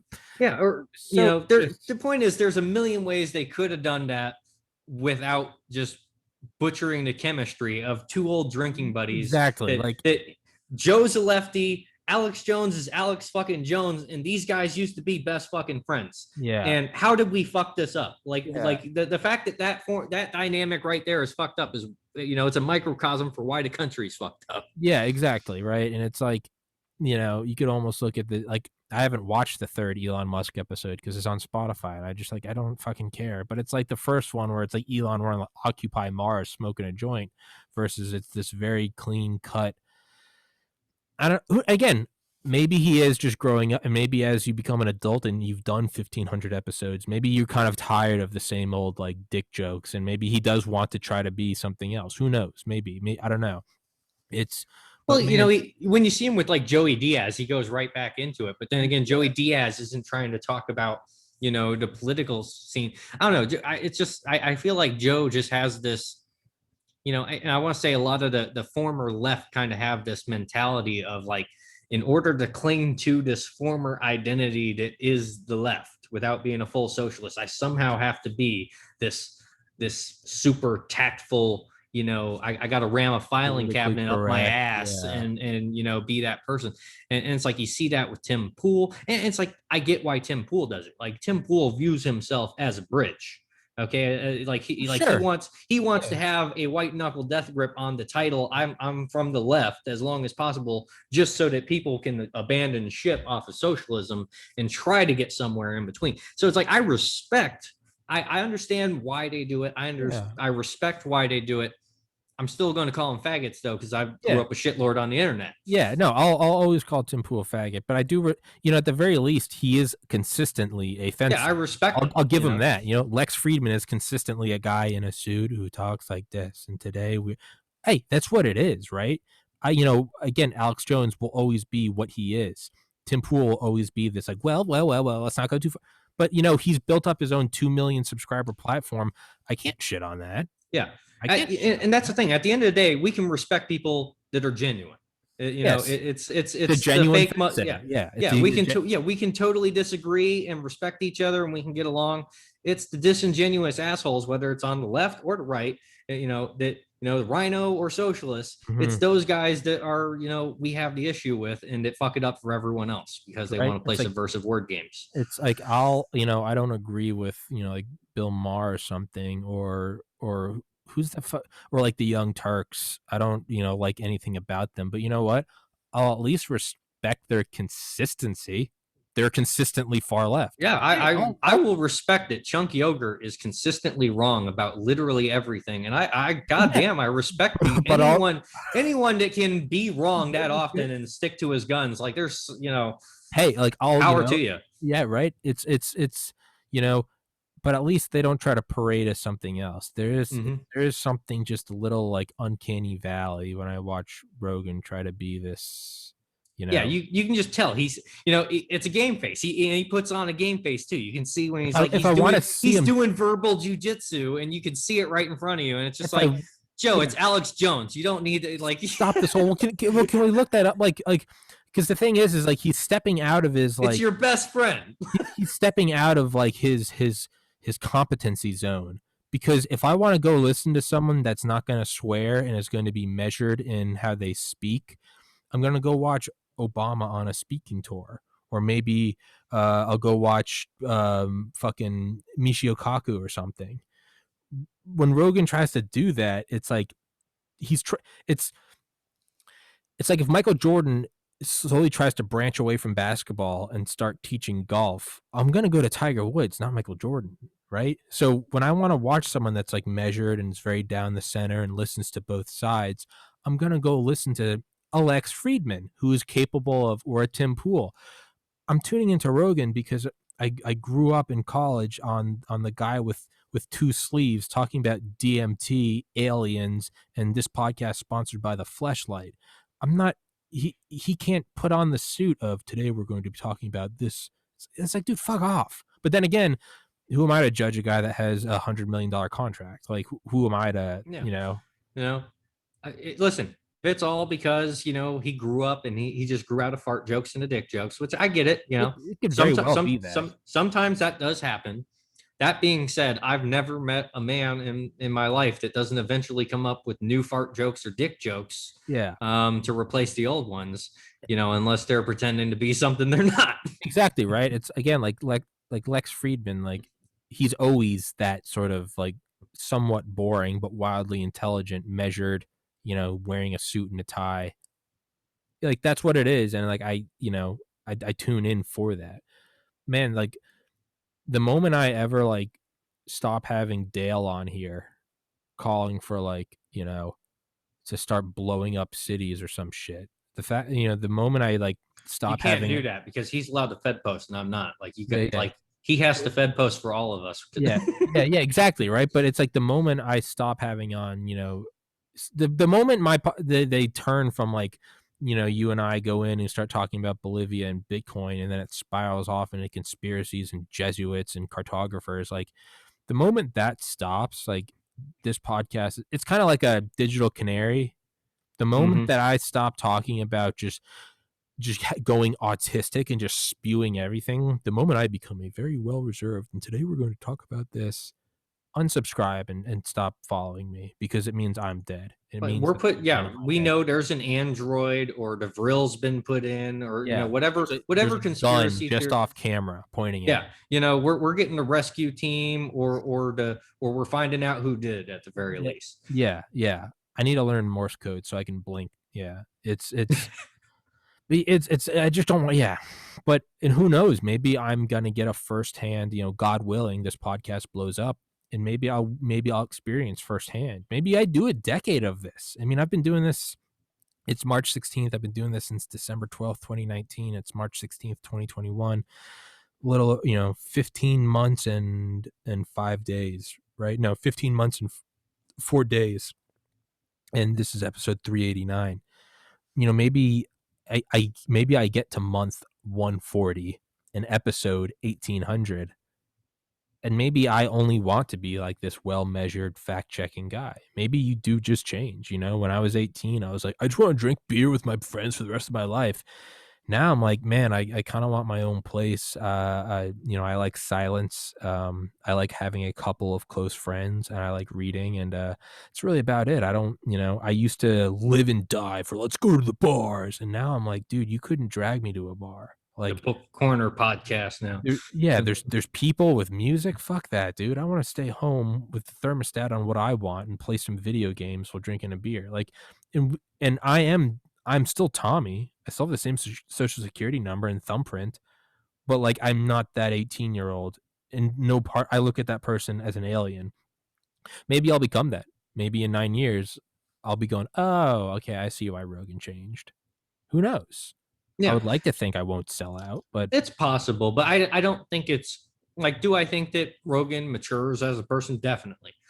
But it's for me, it's like I can always see the game face when he starts doing verbal jujitsu and he gets really tactful like that. And it's just, I don't think it's so much him growing up as much as him like just becoming hyper concerned about the situation and wanting to control the situation.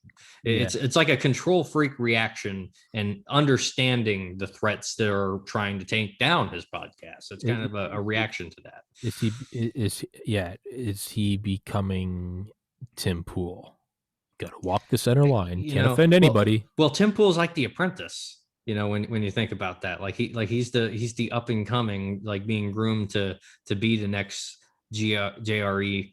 So it's possible, but they are of that same kind of mindset, and that's why it's like I don't just think it's, oh, he's grown up, he doesn't want to be funny anymore. I think it's very much like a game face. He thinks this is the best and only way to go about winning this situation. And it's like I can disagree with, I respect why he's doing it. I think I understand why, I still think that, I'd respect him more if he would just be a fucking asshole about it like the rest of us. Yeah. Like, dude, just have on Alex Jones and just go down with the ship, man. Because by playing middle, you're not going to save anything. You're just going to have no one on the left. The appeasement doesn't work with them. You're never going to win them. All you're going to do is abandon the people that used to love you. That's the only thing that's going to happen. And I look at it from the perspective that when you're that big anyway, if you can cause blowback on the platform, and you have the library, if you can cause the platform that is censoring you to blow up and cause the people to mistrust that platform, and you're still sitting on your fat stack of library where you've interviewed the world's most interesting goddamn people, doesn't, whoever puts up a website, YouTube 2, YouTube 3, or whatever, Rumble, you're still going to come out on king. You're still going to have the content.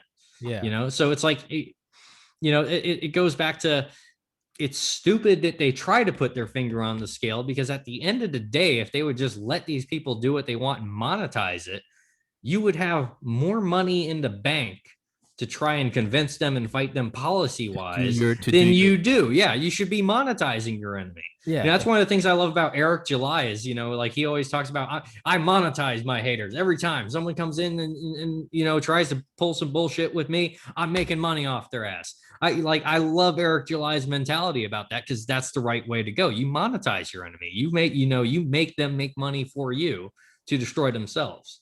Yeah, right. Yeah, if you really wanted to push whatever agenda YouTube or Google has, some like neo-Marxist shit, the real way to go about it would be to allow it all to fly on your platform until you have 10 trillion in the bank. And then you wouldn't have to ask the way to the Emperor's Cauldron. You could just steamroll. But they're playing their cards too soon. They're showing the mask has fallen off, and everyone's that's exactly it. Everyone's seeing the censorship. They're like, oh wait, they're shutting down Alex Jones. They banned Trump. The mask fell off, and everyone saw the demon playing whack-a-mole. And it's like, dude, if you had just kept the mask on for another death grip, yeah, if you had just kept the mask on for another decade, right? Because nothing, and it's the other thing, nothing makes it look more suspicious when you ban every episode that talks about election fraud and COVID-19. Like, yeah, it's like, dude, if you really did do election fraud, and if COVID-19 really was a bioweapon, the single best thing you can do is let all the conspiracies fly. Yeah, if you want to see what happens when you start saying we're going to ban anyone that's on this side of this election, or ban anyone that's on that side that's calling interference here and there. I mean, once again, we can go back to Bolivia and look at that as the little portal, and look at what happens to all their former presidents and interim presidents. And you look at the charges and what they wanted to bring up against Trump and how they wanted to deal with Trump. We're seeing, once again, it's the exact same game. It's just the dial versus the light switch. That's it. Yeah. Now, I wonder, it feels like there are kind of these, it feels like there's almost like this like cyclical pattern where it's like,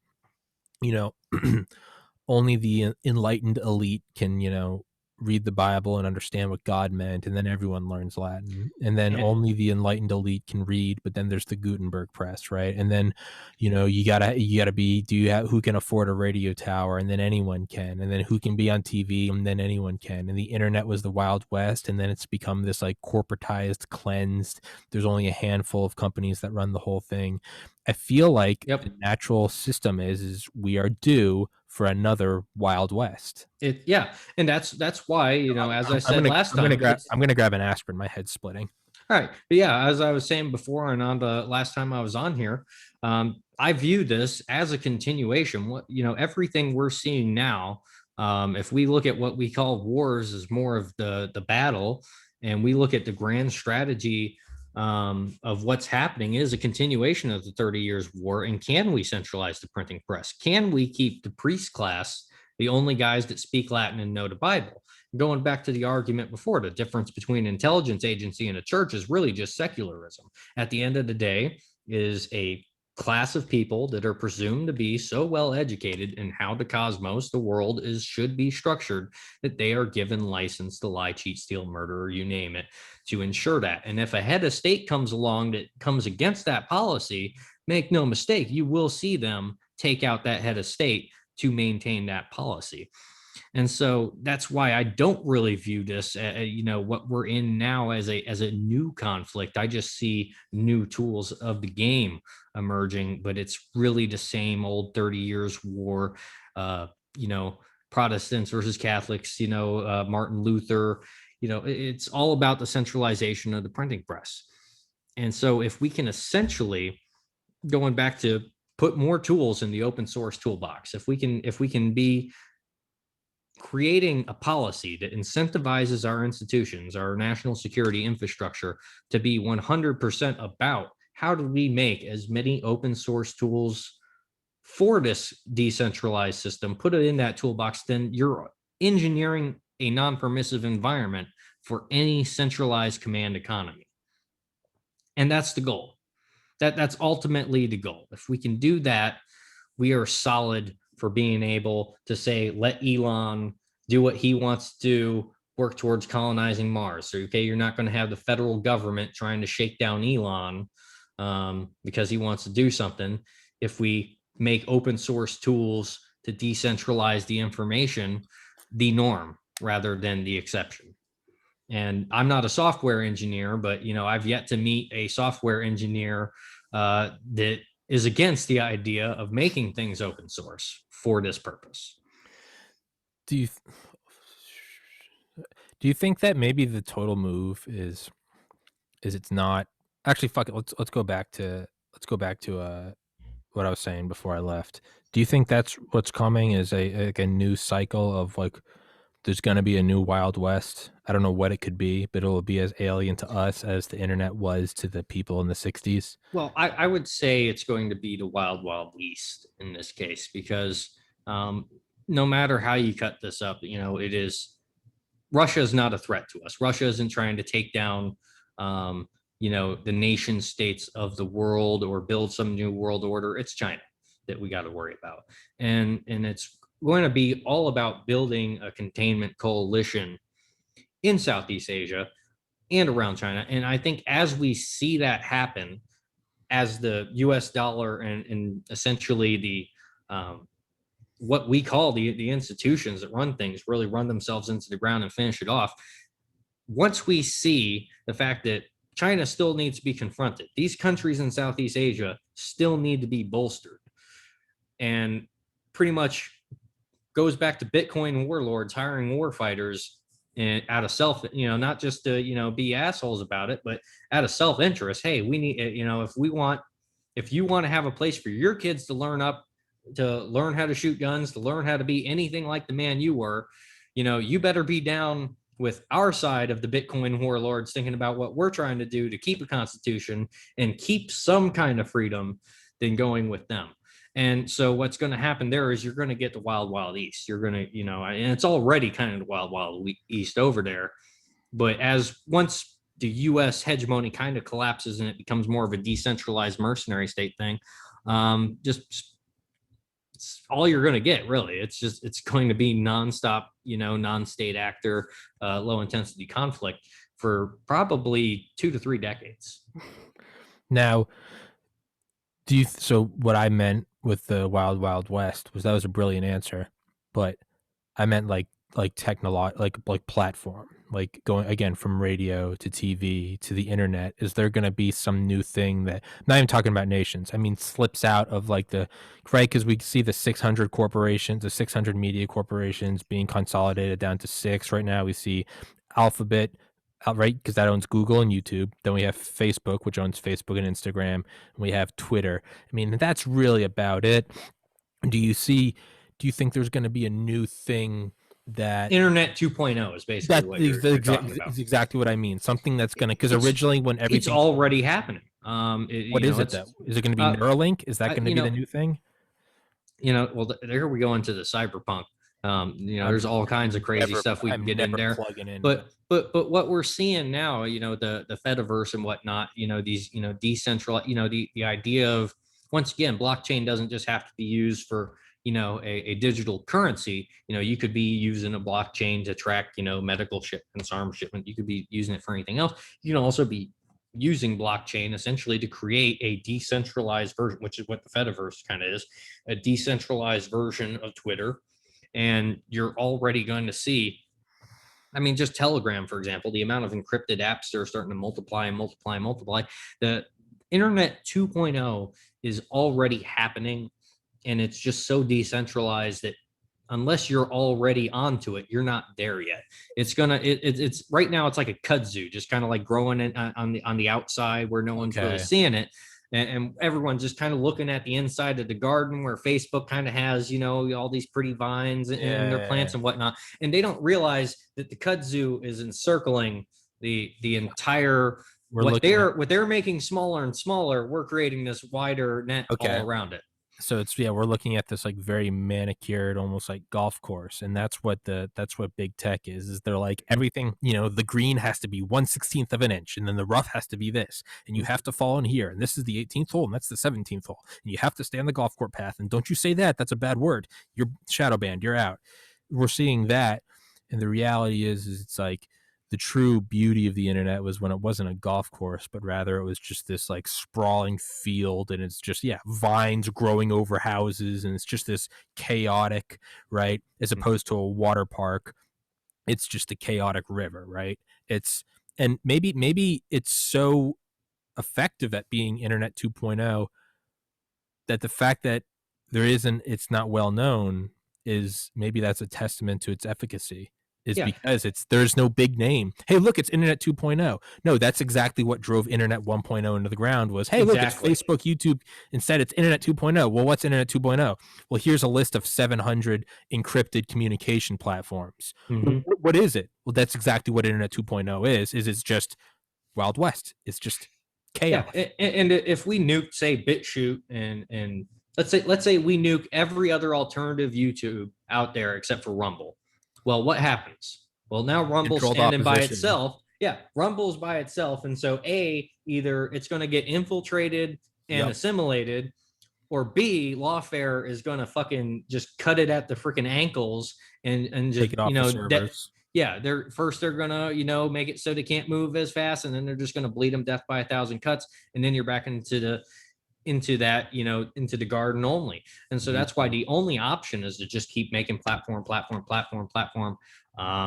eventually, or co-opting groups. I remember when all the Boogaloo groups were getting memed, one of the things that we just started, the first thing that we did is we started naming groups like CNN News or Vice News, and we started like all LARPing as like journalists, because we were trying to get CNN banned and stuff like that. Didn't quite work, but it was pretty funny. It was a good joke. And then the next thing, it just kind of became like nomads. Like we would just pick any other fucking group out there that already exists, and we just say, we're turning this into the boot group. And you just go nomad. Yeah, it was just like Mongolian nomads. We're just going around into every other group, and all of a sudden it's like, where the fuck did all these Hawaiian wearing shirt dudes talking about guns come from in the knitting group? Well, guess what? Grandma's learning about the Constitution and AR-15s now. Grandma's got to know how to shoot down range. Grandma's got to be able to acquire her target. But it's, you see it a lot, and you see it if you ever go to Our Conspiracy on Reddit, which is what it is. But it's been a consistently decent place for like 10 plus years, and I say that very loosely and generally. But you can go there and you can discuss election fraud and COVID and crime statistics, and you won't be screamed at and called a xenophobic Nazi. But if you go there now, a lot of people get really upset about it because there's a lot of pro-Trump stuff, there's a lot of anti-left stuff, and everyone's like, I miss Our Conspiracy. It's just become Our the Donald. And it's like, well, when you ban a community, where do we got to go? And they go, when you destabilize a nation, don't be surprised when 100 million refugees flood the neighboring countries. So when you ban Our the Donald or Our Conservative or Our Weekend Gun It or Our Boogaloo, and you don't start to get upset when all of a sudden a new place has been hijacked because and why can't you go there? Well, when you remove their place to talk, where else are they going to go? You can't remove an ideology. We learned it in Vietnam. You can't do it. Yeah, it comes back to right down the fighting even. It's like, how did an Arturo O'Neill become a Spanish governor of West Florida? Well, the flight of the earls, the wild geese, the fact that you had Great Britain, the British oppressing the Irish so much that the Irish are like, well, if I'm not welcome in my own country, I'm going to go and I'm going to sign up for whoever the fuck is fighting the British. Yeah, yeah. And so that's how you get Irish mercenaries all the fuck over the world. Next thing you know, there's, half of them end up in fucking Spain, and fighting for the Spanish. It's like, guess what? If you slap an entire community, you piss them off, you antagonize them, and then you tell them they can't meet up here. Well, guess what? They're going to go meet up with whoever's going to pick a fight with you. Yeah, they don't give a shit, right? It's just fuck you. Why? Because fuck you, right? So that's it seems to be, and they're trying more and more to squash more and more dissent, right? It's you start to see it on the left now. Those who are like, "What the fuck, Biden? Why are we bombing Syria?" They're starting to be censored, and they're realizing, oh, censorship isn't good. We're seeing it. Maybe everything's going according to plan, and that there is no plan. It's just a natural process, and this is the internet. It's becoming cleaner and cleaner and more. It's everything's good. You can't say this. There's none of that chaotic, hashtag you're a faggot, like, a picture of Goatsy stretching his asshole. When 13-year-olds essentially ruled the world because we knew how the internet worked better than anyone else, and no one could stop us from saying shit like that. When LimeWire took down the record industry, right? They all go somewhere else. You can't remove it, right?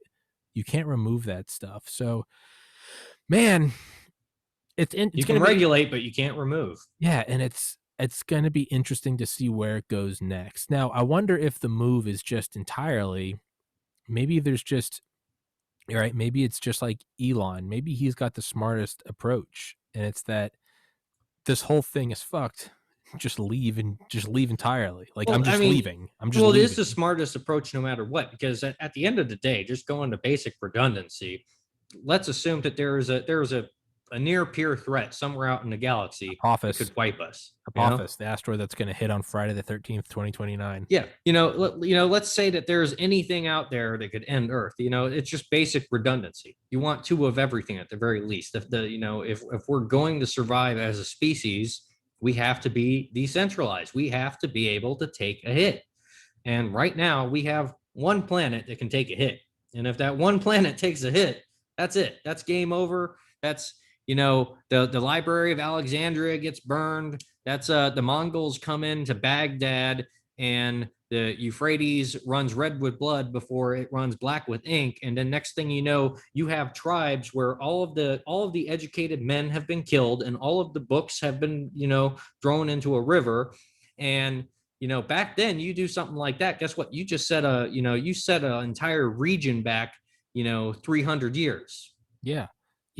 It seems like it's odd, because it seems like is it that the power structure doesn't want. It'll be interesting to see if he somehow gets sabotaged, because it's almost just like, hey, if you don't like Twitter, create your own. So they create Parler, and they're like, no, I didn't mean that, and so they shut it down off Amazon Web Services. Then it comes back controlled as shit. Yep. Yeah, and it just they came on, and the first thing they did was they banned Linwood. And it was just like, dude, the whole purpose was to, and so now it's all right, fuck you, Parler. Now you truly are just a shitty nothing company. Yeah, there's no reason Andrew Torba shouldn't be everything that you could have had. Yeah, it's like, I went out of my way to post my podcast on Parler because I was like, I'm going to at least, I can't just say I want a new platform and not at least try to contribute. So I'll do that. I'll post my content there. I'll have an account. I'll share the links, because you have to be the change you want to see in the world, right? So I'm basically Buddha. That's what I'm trying to get at. But like, just like with Parler, it's like, no, we didn't mean that. So they cut it off on Amazon Web Services. It's going to be interesting if they see Elon, who's just like, I don't want to play this Earth game. I'm going to go to Mars. Yo, if anyone wants to come with me, can't guarantee you'll survive the trip. But if you do go there, it's going to be a bitchin' new crib. It's going to be the original SNL. The new world all over again.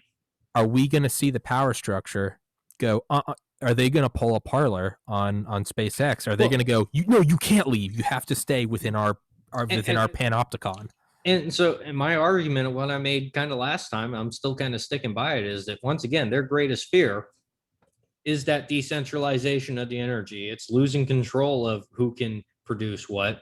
And as soon as Elon is, whether it's Mars, whether it's some asteroid belt somewhere, as soon as Elon has essentially unlimited resources that can't be taxed or regulated, and he can 3D print those things into whatever the fuck his scientists come up with, you now have a potential peer threat for what your system is Your that you're trying paradigm, to, your millennia old system. yeah. And that, once again, it's like, why do they hate our Constitution? Why do they need to implode America? Because as long as America exists, someone's getting in that crop duster, someone's getting on that sailboat, someone is trying to flee totalitarian hell. Yes.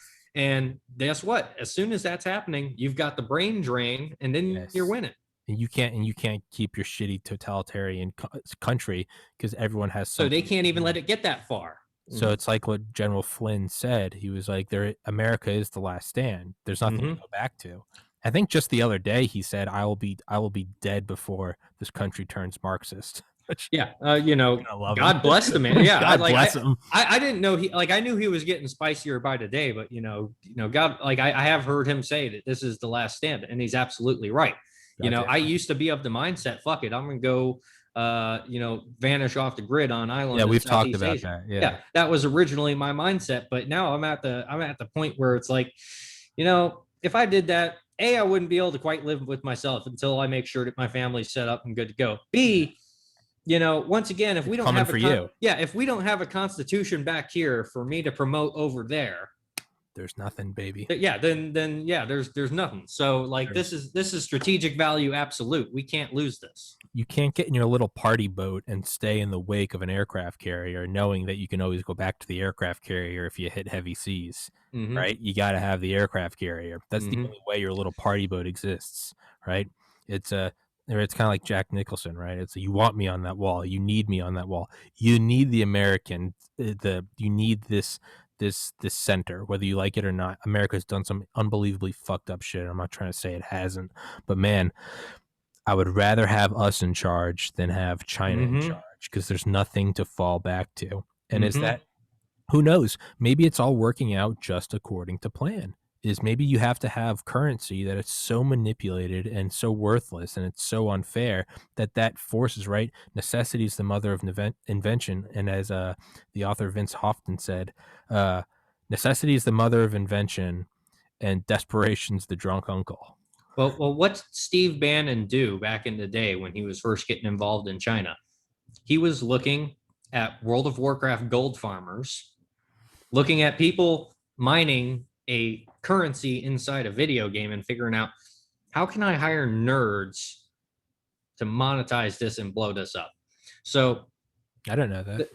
Yeah, like Steve Bannon actually has a weird little bit of history where it's like the WoW gold farmer thing. It's a little bit of esoteric lore out there. But so, like, to an extent, you have to think that, and it's not like this is some secret play. I mean, they've openly said that, a lot of them believe that China could be a paper tiger that we could kind of outrun and cause the collapse like the Soviet Union did. I think we can. I think it'll be close. And with open source tools, with open source currencies like like Bitcoin, we're putting the tools in the toolbox for it to happen. We're giving them the wrenches to disassemble the machine, and we're constructed methodically around them. And guess what? If they're the ones that disassemble it, it wasn't imperialist America. It wasn't us interfering. I just had a thought. It was the will of the Chinese people. I just had a thought. Is America at its base the shit posting early 2000s internet? Will it always exist in one form or another? Because when you're in school and you're not, I went to Catholic school, you weren't allowed to have your hair over your ears or your collar. So naturally I had hair right down to the edges. You couldn't have it over your eyebrows either. So I had hair that long. Right up to the line, yeah. Until I went to college and there was no rule about hair. It was just like, what? No, study. I wanted to be a biology major. And I realized, oh, well, what do I actually want? Oh, I enjoy short hair. It's been short for 12 years. It's just like within a month, I was like, I miss short hair. This is way too much. But the point is you want to do what you can't do as like a kid, like, right? It's like the idea of trying to force political correctness onto like this young generation now is the dumbest thing you can ever do. Because when the teacher says, don't say this word, or, when your parents say, don't play Grand Theft Auto San Andreas or watch Jackass or listen to Eminem, what are you going to do? That's exactly, you're going to dye your hair with peroxide. You're going to be Slim Shady and you're going to watch Jackass and play San Andreas. So it almost seems like at its very nature, this idea of this totalitarian top-down control, be it CCP, big tech, Agent Zuckerberg, whatever, there's a natural human inclination. On one hand, we could argue it's all about liberty and freedom and the pursuit of happiness. But on the other hand, is it maybe a less romantic version, but kind of the same core idea? We're all just shit posters at heart. And anytime a country tries to shut down that shit posting, be it big tech or be it East Berlin, everyone leaves to go do the Rumble, the BitChute, the America, The brain drain. yeah, whether you're leaving so you can go practice your own religion, or whether you're leaving so that you don't have to go work because you want to open up a store, in America and have the American dream instead of working in some, manufacturing plant in northern Russia. You're right. It's everyone leaves because there's like this natural place where everyone wants to go and just do what you want. Is America, maybe this is just some patriotic speech that could be used, but is it at its base? Is that what it is? Is people's genuine desire to just go do whatever the fuck they want and just leave me alone? Just fuck off. Just monetize me and leave me alone. Well, it's exactly that, because you think back to the last Cold War we were in. What was it that really helped, let's call them the patriots of the Russians that wanted to be free of the tyranny? Well, they're looking at American culture. They're watching these hilarious freaking comedians that will get up and talk shit about presidents, talk shit about congressmen. They'll talk shit about whatever the fuck they want. You've got, American rock bands going out there busting guitars and just being over the top, just culture, literal culture, that just looks like it's fun to be a part of. And why wouldn't you want to have, to join the team? You want to be on the team that's just, constantly, losing everything, getting their ass chewed out for losing everything. Like, do you want to be stuck in this reverse feedback loop of suck, or do you want to be over here with the guys that are throwing the party?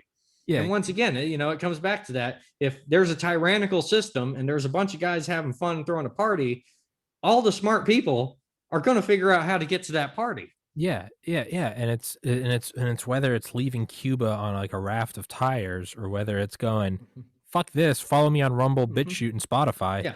It's kind of the natural course of things, right? Do you want to stay on one platform where you can't misgender? How dare you not tell this woman, first of all, it's kind of become like, you have to say stunning and brave, and I respect your sexuality and gender fluidity. What if I just want to like, hey, does anyone want to post spicy JFK memes? Yeah. And this is exactly why China focuses so hard on buying out Hollywood and controlling and policing our cultures, because they fully understand if we went 70s and 80s, sex, drugs, rock and roll, good time, having a party, and we're letting people talk shit, have fun, and just make creative, genius shit, whatever the fuck they want. Guess what? China's fucked if we did that. Yeah. And that's it. They have to control our culture, or our culture will dominate their culture. And that's why the Saudis embrace Wahhabism, because if you look up even El Wahhab and where that ideology came from, it's not necessarily a call to jihad, but it goes back to the Age of Sail, where European empires are blowing up and starting to dominate the globe. And essentially the Muslims realizing, hey, if we don't get our shit together, it was not necessarily a call, a call to war, but a call to arms, to snap to, so to speak. Hey, these guys are quickly becoming a threat that we're not going to be able to deal with if we don't get our shit together. And so their mindset was to create this fundamentalist Islam that would protect against it. And that actually got shelved for a long time. And then post World War II, when the Saudis realized that there's two powers that want what they're sitting on. Okay, they're sitting on the most valuable substance, that may as well be known to man, and they're going to have to buddy up to somebody.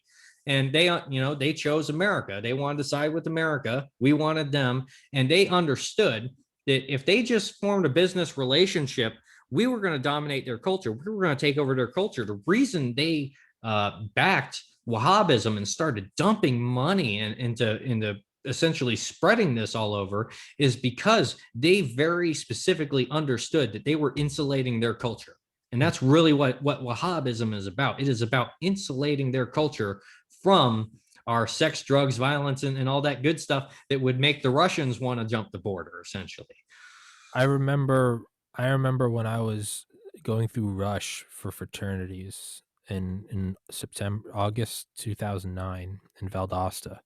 You go to each fraternity and they try to kind of like pitch their thing to you, and you're going to go pledge up and you're going to be an indentured slave for 3 months. But I remember going to a bunch of them, and they're all like, "Yeah." I thought they were kind of gay. I was like, "This is kind of circle jerk. I feel like I'm going to end up doing an elephant walk."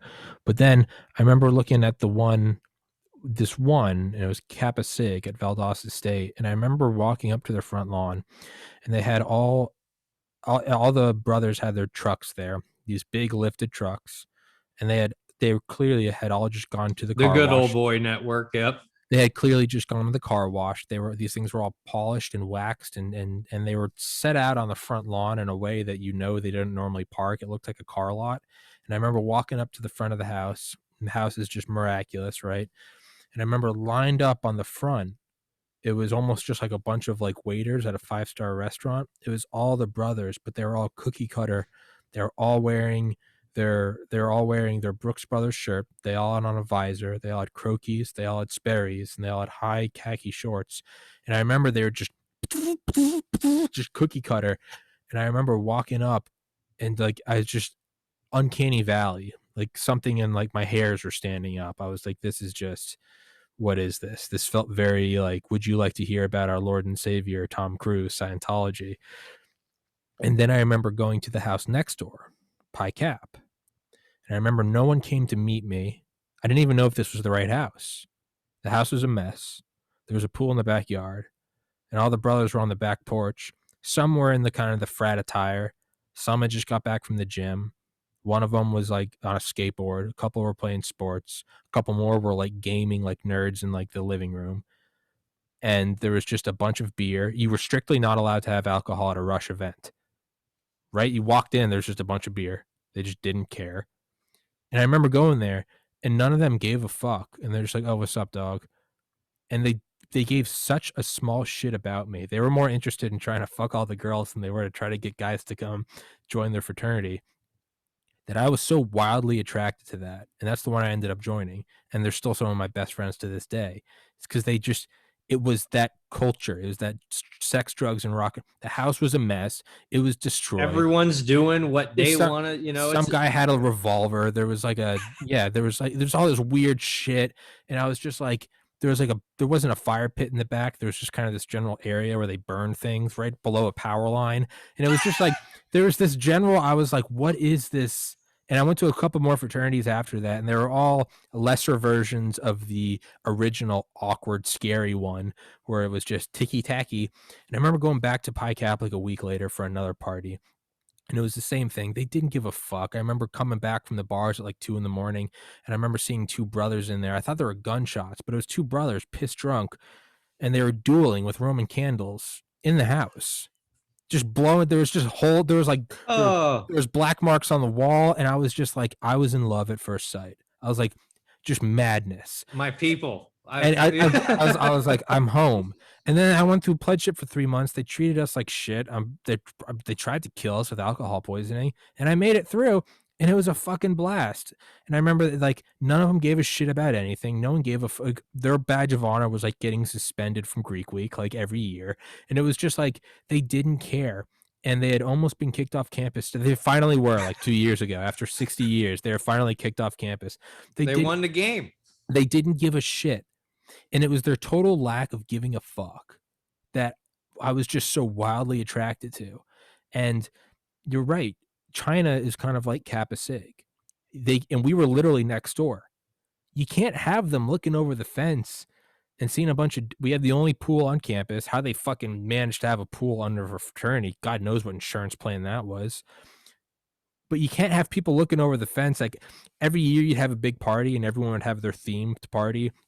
The rednecks kind of had this whole cowboy themed party. Kappa Sig had their whole thing, and it was just.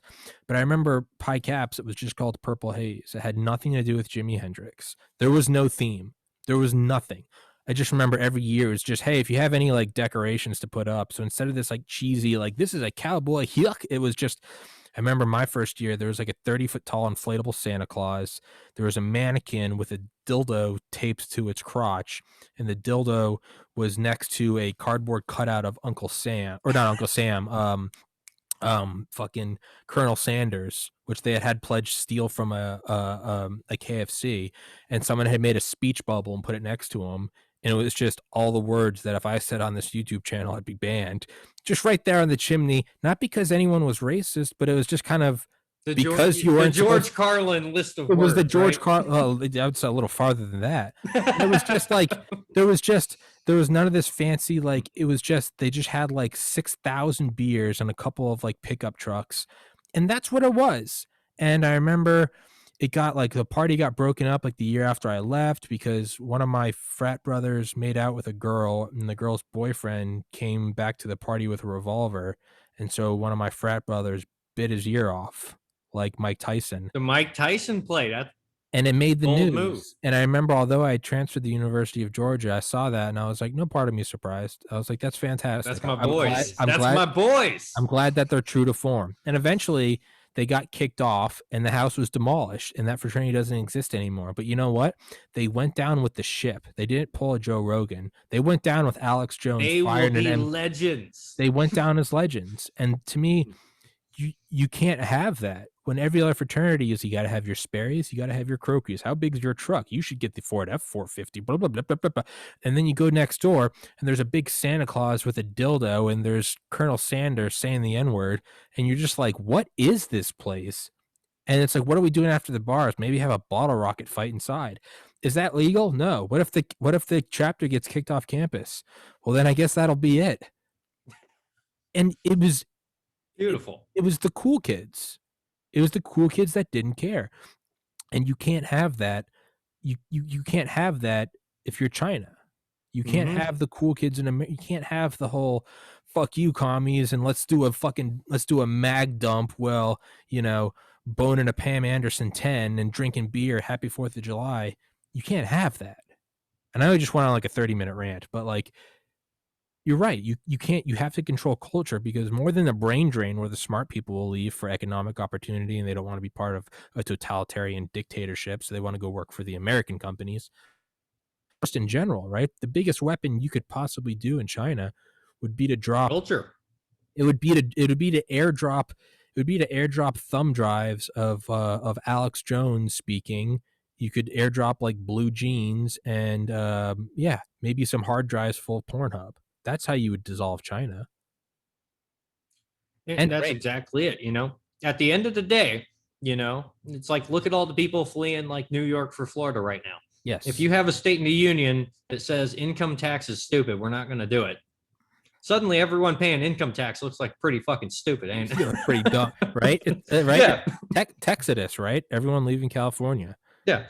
And, it's that simple, as long as there is a place on earth that says, you know what, the Constitution's great and taxes are gay.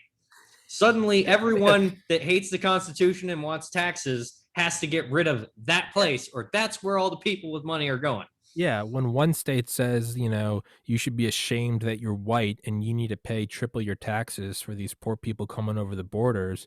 And then the other one says coronavirus is fake and gay. You're like, huh. Florida starts to look a little more like Pie Cap. They've got the exactly, and you're like, huh, I think I'm gonna go down there. And you can't have that though, right? That's how you keep. So is that what Elon's eventually gonna do? Is Elon going to Mars? Is Mars just gonna become? Is he gonna be the ultimate Florida man? He's originally South African. Yeah. So at the end of the day, Elon has the potential to go beyond Florida man. I mean, it is really there. We're capable.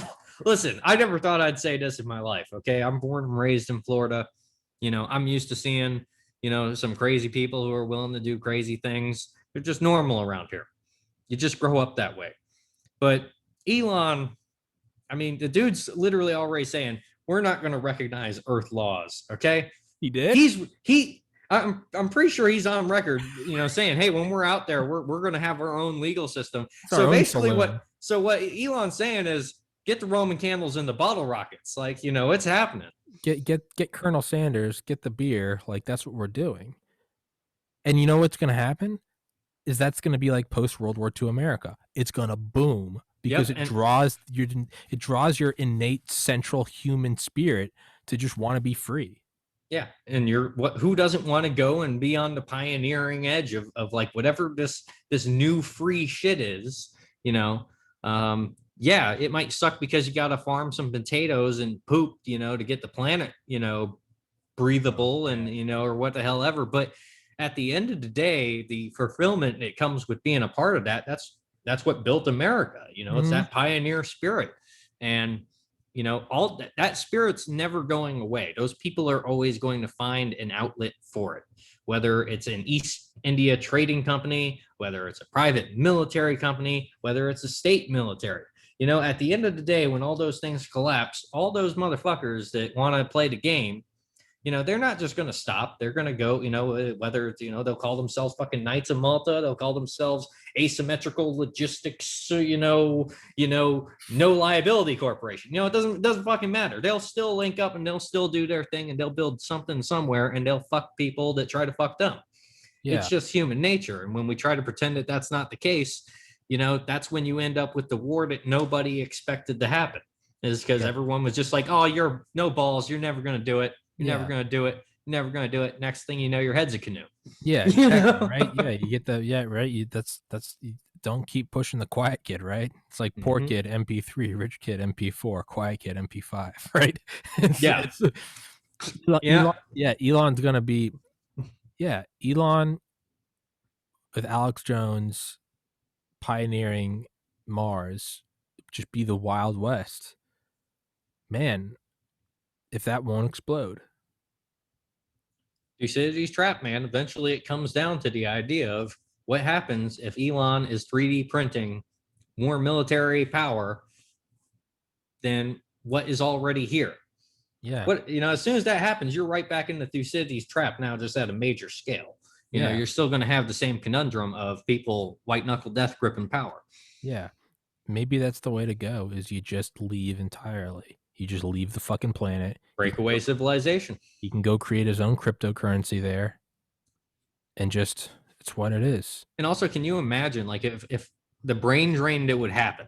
Yeah. What would happen to Earth after everyone that wants to be free, after everyone that wants to actually innovate says, fuck it, we're going out of here. Collapse. I mean, like you want to talk about like biblical Babylon going down, just true hellscape. Yeah, that's pretty much what's going to happen. Is suddenly all of the people who shouldn't be making decisions and trying to figure out how to run security are now making decisions and trying to run security, and there's going to be a lot of incidents. They're just not going to have the trigger control the professionals have, and you're just going to have, hood rats popping off on each other. That's what's going to break down to. And then in 1,000 years, the Mars colony will eventually get an entrenched power structure. So it'll get the senior executive service. So Warhammer 40K covers all this, by the way. We call it the Unification Wars.